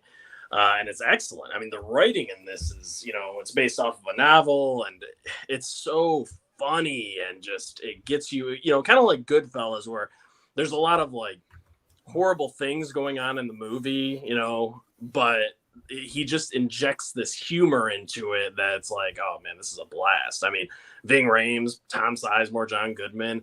So what the movie is about is Nic Cage. He's a paramedic in New York, and he's kind of going nuts. He's losing it because he's stressed out from all the you know, horrible things that he has to see from night to night, and he's getting, you know, like not a lot of sleep, and he's just been doing it for too long, and he sees things, or at least, you know, he thinks he sees things, like people from the dead talking to him, looking at him, stuff like that. Like he can communicate with them, and you just get to, you know, it's like you just go on this journey with him, and each night there's a different paramedic partner that he's paired with. And the first night is John Goodman, and then it's Ving Rhames, and then it's Tom Sizemore, and each of them have their own personalities, and they're so funny, man.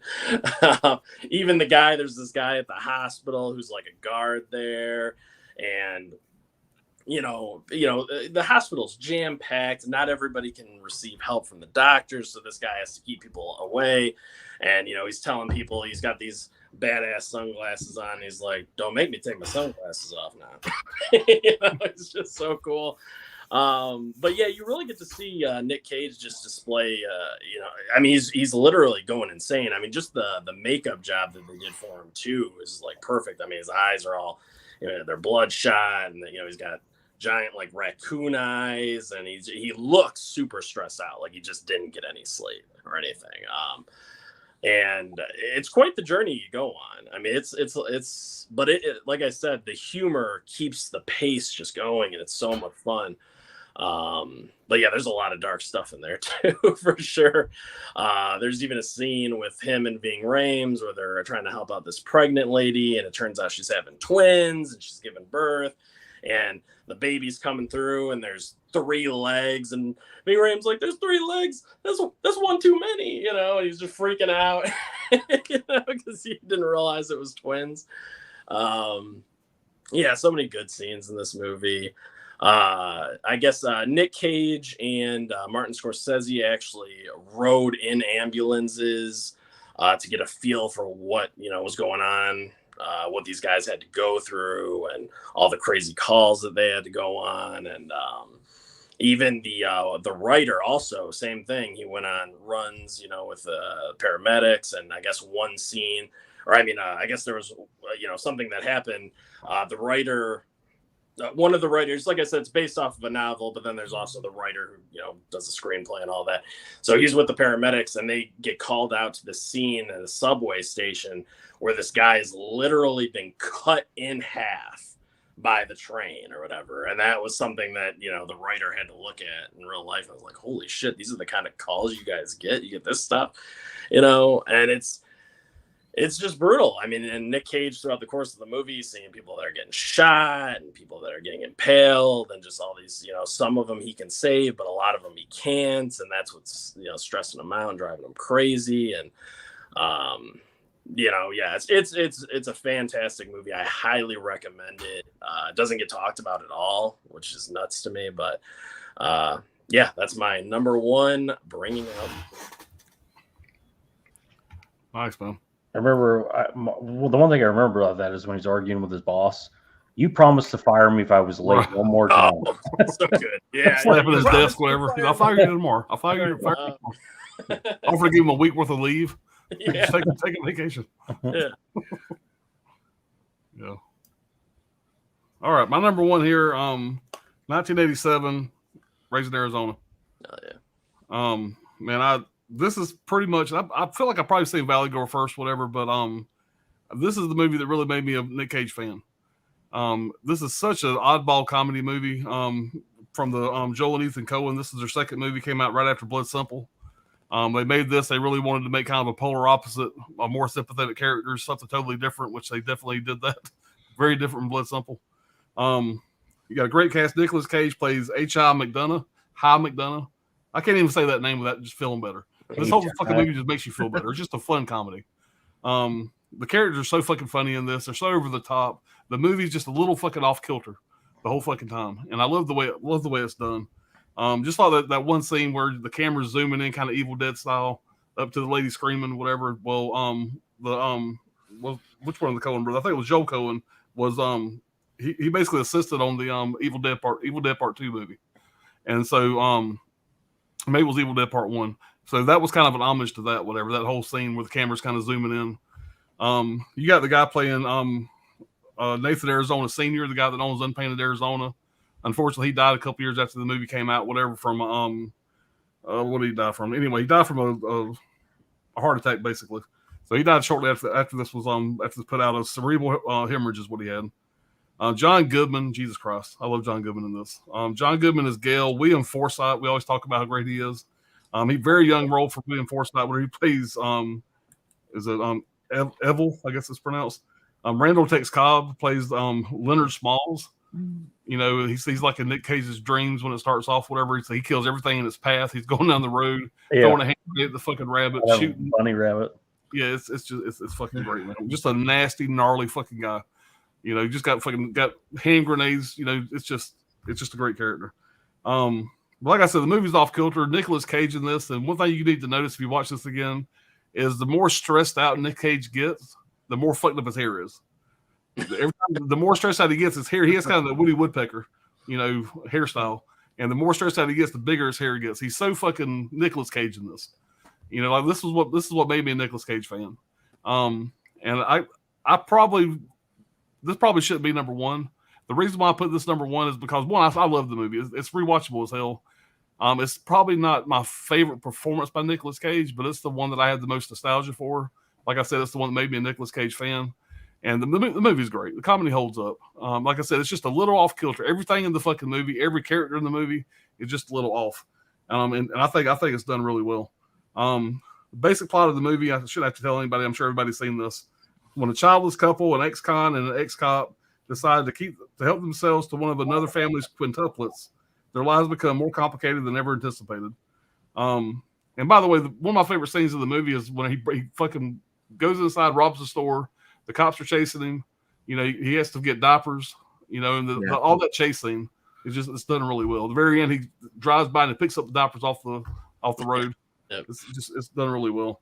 You also got Frances McDormand in this. Obviously, a later movie, she was the main star of Fargo. Francis McDermott and Holly Hunter were roommates at Yale back in the day together. So they were friends. HI's work uniform has a logo shows he works for Hudsucker Industries, which became the setting of a later Coen movie, The Hudsucker Proxy, in '94. The lullaby that Ed sings, Holly what's her name? Yeah, Holly Hunter's character sings whatever to the baby is it's called "Down in the Willow Garden," a folk song about a man sentenced to death after brutally murdering his fiance. And this is the fucking, if you listen to the words of that fucking nursery rhyme, it's pretty fucked up. Also the opening credits of the movie, you don't get the opening credits till 11 minutes into the film. Which is like kind of odd. Like I said, the movie's just an odd movie. It's a fun comedy, holds up. It's something that I could throw in any fucking time in the background, and just like I said, it just puts me in a better mood. It's a number one. Like I said again, it probably shouldn't be a number one because there's so many of his other performances I like more. But I have the nostalgia factor, rewatchability factor, and so I had to put it number one. So that's what Great I got. choice, man. Great choice. Yeah, I love that scene with the diapers and all that, just because it's so over the top. The dogs all start chasing. Boy, you got a candy on your head. the convenience store guy, he's just like miles away from his store now, just still firing away. Yeah, you got this braces little teenage kid. He's got a fucking Clint Eastwood special. Yeah, Yeah. And that music. Cop gets thrown out of the fucking car. Then he gets into the grocery store, and the dogs are still chasing, and the guy up in the grocery store, he just starts opening fire with a double barrel. There's like there's people all around. But John Goodman, when they're in the car, after they steal the kid, and they leave the fucking kid on top of the car or whatever, and he starts pounding the fucking, they're screaming, pounding the top of the fucking car, going back to get the kid. It's just, I love John Goodman in this. He wears the pants in this family. So, Chai. All right, let's finish up the chat here. Pure Hangout says, yeah, well, we watch it leading up to Christmas. Nice. Talking about Family Man. Yeah. John Doe says 10 minutes in, Mandy would benefit from HDR. My number one, Sydney says, my number one Nic Cage is Lord of War. Another good one. Nic Cage, Ethan Hawke, directed by Andrew Nichol. Guns, War, Darkness, and Evilness all rolled into one, a deadly combination. Yeah, solid choice, man. Definitely. Bob Reynolds says Love Mouse Hunt. Color Out of Space. That's a good pick. Yep. Saying hey. Hey, Channel 11. Lord of War is great. Sydney loved that movie. Yep. Pure Hangout says I need to rewatch The Weatherman. Haven't seen it since it first hit the rental stores. Yeah, I didn't have a Blu-ray forever until not too long ago. It came out with Blu-ray. Right. Well, Blu-rays, what's going on, Bob? Says hey everyone, doing the alphabet. Riverman says I would love to hear a top 5 Kurt Russell movie stream. That'd be a good one. Oh yeah. Some of the guys been around for 100 years. Yeah, that'd be a good one. Be a real good one. Say hey to Bob. Trini says, yeah, Joe was great. Yeah, Eddie says my number one is Face Off. One of my favorite action movies of all times. Yep. Great pick. Yep. One and only Hall & Oates, says Bob. Some of the haze there. If your Hangout says Bringing Out the Dead, great choice. Thanks, Derek. It says, I think Cage recently said it's one of the films he's the most proud of, along with Pig in Vegas. I can believe it, man. I mean, he looked like he put himself through a lot of stress for that movie. And I know it was filmed in December, so it was like very cold. They shot it in like 65 days. And it was, yeah. Martin Scorsese even said it was like one of his worst experiences just in terms of like the weather, having to film in New York in December. It's freezing, so yeah. John Doe agrees. Bringing Out the Dead is awesome. Great number one pick. Thanks, John. Alice says, heck yeah, great number one album. Appreciate it, Allie. Holly Hunter's great. Yes, she is. I love him so much. They fucking freak out. Like, it's just a weird movie. It really is. Weird movie. John Goodman, William Forsythe are such scene stealers in that movie. Yeah. Huck says Cage and Holly Hunter are great in this movie. What's up, Huck? What's up, Huck? How you doing, buddy?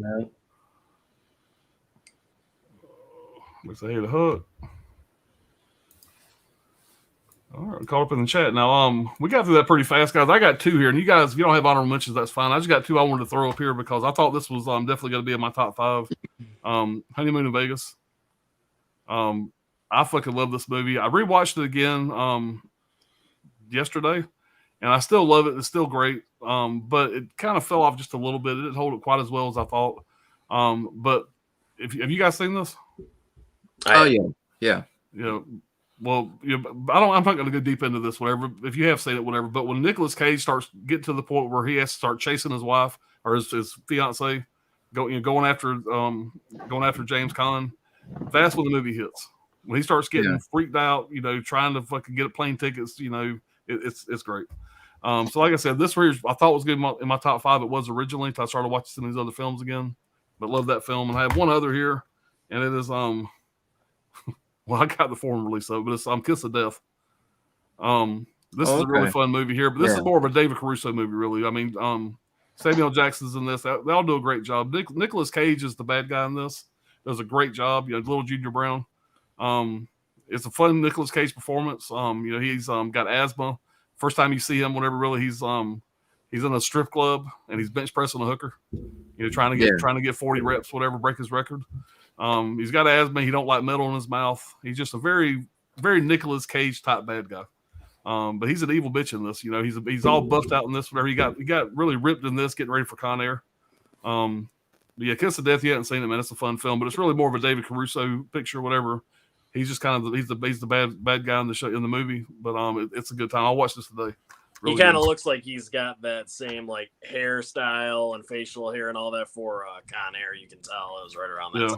Yeah. I mean, it's a good Nicolas Cage performance, man. It really is. But didn't quite make the top 5. But it's a great movie. You haven't seen it. David Caruso is such a weird actor to me. He's just this little nerdy looking ginger guy. But like in this, he plays like he's a badass. I don't know. He's definitely not. He doesn't come across as a badass to me. But it's funny to me when he tries to play one. You guys have any honorable mentions? Yeah, I was just gonna say The Frozen Ground with Nic Cage, Vanessa Hudgens, John Cusack, and Dean Norris, who plays Hank in Breaking Bad. I really like this one a lot. Nic Cage plays a sergeant. This is also based on true events. He plays a sergeant, and he's going after the serial killer played by John Cusack, who really knocks the role out of the park as well. And it's set in Alaska, and John Cusack's been abducting these young girls, raping them, and then hunting them. He just lets them go, and then he kills them with a sniper rifle. And I think John Cusack kind of steals the show in this film more than Nic Cage. So I'd almost want to put this maybe I'd give it more to John Cusack than Nic Cage in this movie. But I think Nick does a great job in it. I think he's solid as the sergeant and everything. But it's a dark movie for sure, but it's got solid performances. And Vanessa Hudgens actually too. She knocked it out of the park because she plays one of the girls that gets abducted, but she gets away, and she's helping out Cage in the movie, trying to find, because she's the only one that's actually seen what John Cusack's character looks like and stuff. And so she's helping him out, but she's got a lot of problems. She's a prostitute, and she's addicted to drugs and all this kind of stuff. So she's got a lot of her own problems. But the movie is solid. I mean, it really is. So definitely highly recommend The Frozen Ground. What about you, Todd? Do you have any honorable mentions? I'll talk a little bit about Family Man. A little bit. I had that one sort of as an honorable mention here. I like it a lot. I do kind of watch this one around Christmas time, or at least here in the past couple years, I think. It's got a little bit of a weird thing to it though, because so what it is basically, he's this really rich, successful guy, and he gets to kind of go back and relive his life if he'd made some different decisions. And Leone plays his love interest in the movie, like the one that he let get away. And so he ends up spending like a long time in this parallel universe, like a couple months. And he sort of, gets to live out this different life that with these kids. They had two kids together in this different life. Well, when he gets put back, to normal, those kids go away. Like he spent 2 months with them and bonded with them, learned to like love them and all this stuff. And then all that just gets taken away. But, there's like no impact in the movie on, like he's not like super bummed out about that really. And so he goes after her in like the modern time, and she's become pretty successful on her own. And, you think things are going to be okay, but you really don't know. Like, you don't know that she's going to be into the whole family lifestyle and that things are going to be the same way. It would have been kind of nice if he would have been left in that parallel universe. Because it just seems kind of like, I don't know, almost sad that he was like ripped from that universe and put back into his regular life. But yeah, kind of. But it's a pretty good movie. I mean, a little strange, but pretty good. I enjoyed it. Well, I have one. Halloween 5: The Revenge of Michael Myers. The Nic Cage mask. Yeah. I can't believe this wasn't brought up before. It looks like they molded that mask from his face for sure. Yeah, it does. That's funny. Great choice. Well, guys, we're going to read out the chat here, and we're going to get on out of here. At church in the morning. We got the Atlanta Falcons in the morning playing in London at 9:30. So the pregame starts at 8:30, so I might got early morning. Reed says honeymoon in Vegas is great. Yeah, man, it's a fun one. So you make my Nic Cage honorable mentions are Joe and Matchsticks Man. Yep. And just filmed partly in Kauai, great stuff. Which is another funny scene from the movie is a Kauai or Kauai when he's on the phone trying to get information. How about somewhere next to where Don Ho and whatever? That'd be a pretty good neighborhood. You got Mr. Miyagi, Pat Morita's in this in kind of a small role. Peter Bowles in this in a small role. It's a fun movie. Spicy 4K says has Wind Talkers was Wind Talkers mentioned? It was not. Nope. No.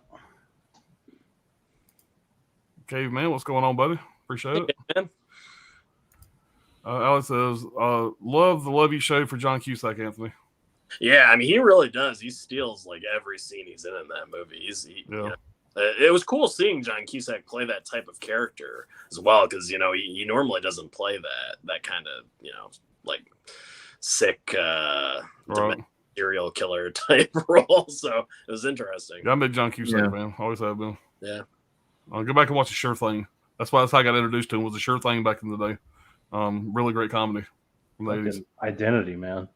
Oh yeah, so many good things. Everything he's in is great. I love John Cusack. That's another stream idea. I really like John Cusack in 1408 as well.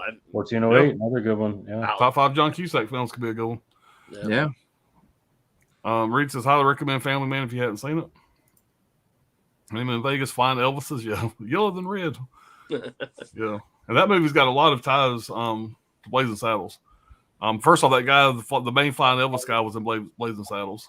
And I got it on my notes, whatever, in case I decided to throw it up there, whatever. But there's some other ties as well.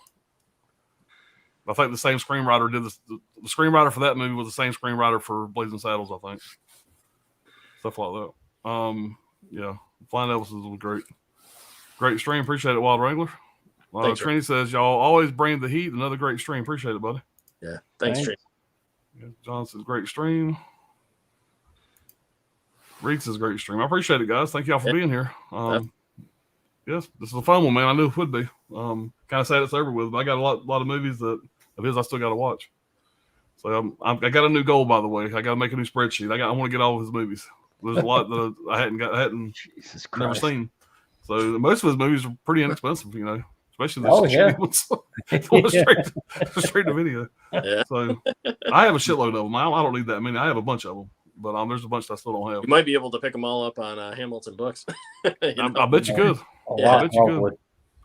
Yeah. Now, when you get a whole collection like that, would you put those on a shelf together, or just they'll still be spread apart?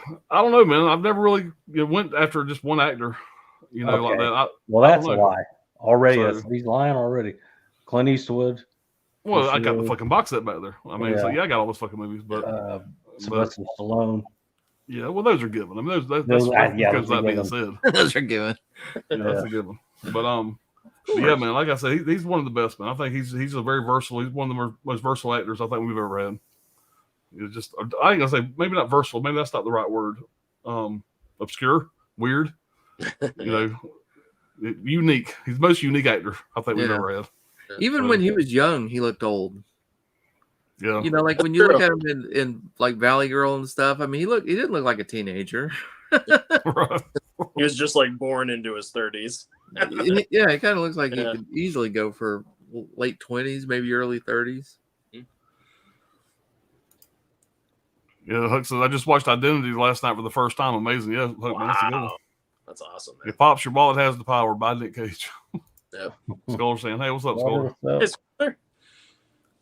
All right, guys, we're gonna get on out here. Y'all got anything y'all want to promote before we go? We just streamed last night, but October 24th, I'll be over on Fox Nervic's channel. Me and my buddy Ryan from RWR Movie Reviews, and we're going to rank the Halloween movies.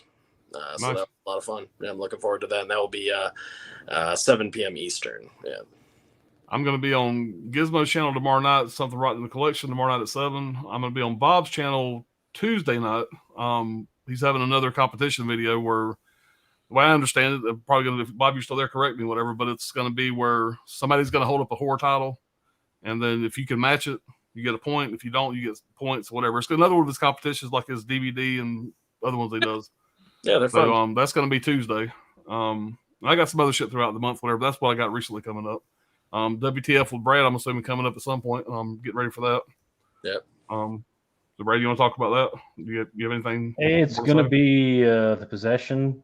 It's just, I don't know exactly when yet. There's a lot of. Yeah, I got my copy ordered. I went and ordered it. So there's a 4K coming, Alan. Jesus Christ. But Yeah. that's a movie I would recommend streaming for anybody that's thinking about watching it for the stream. Because goddamn, it's fucking weird. Yeah, but Well, guys, with Sam Neill, you know. Yeah. well, guys, enjoyed it. We'll see y'all at the next one. Everybody, have a good evening, and y'all take care. See you guys. Wrong. See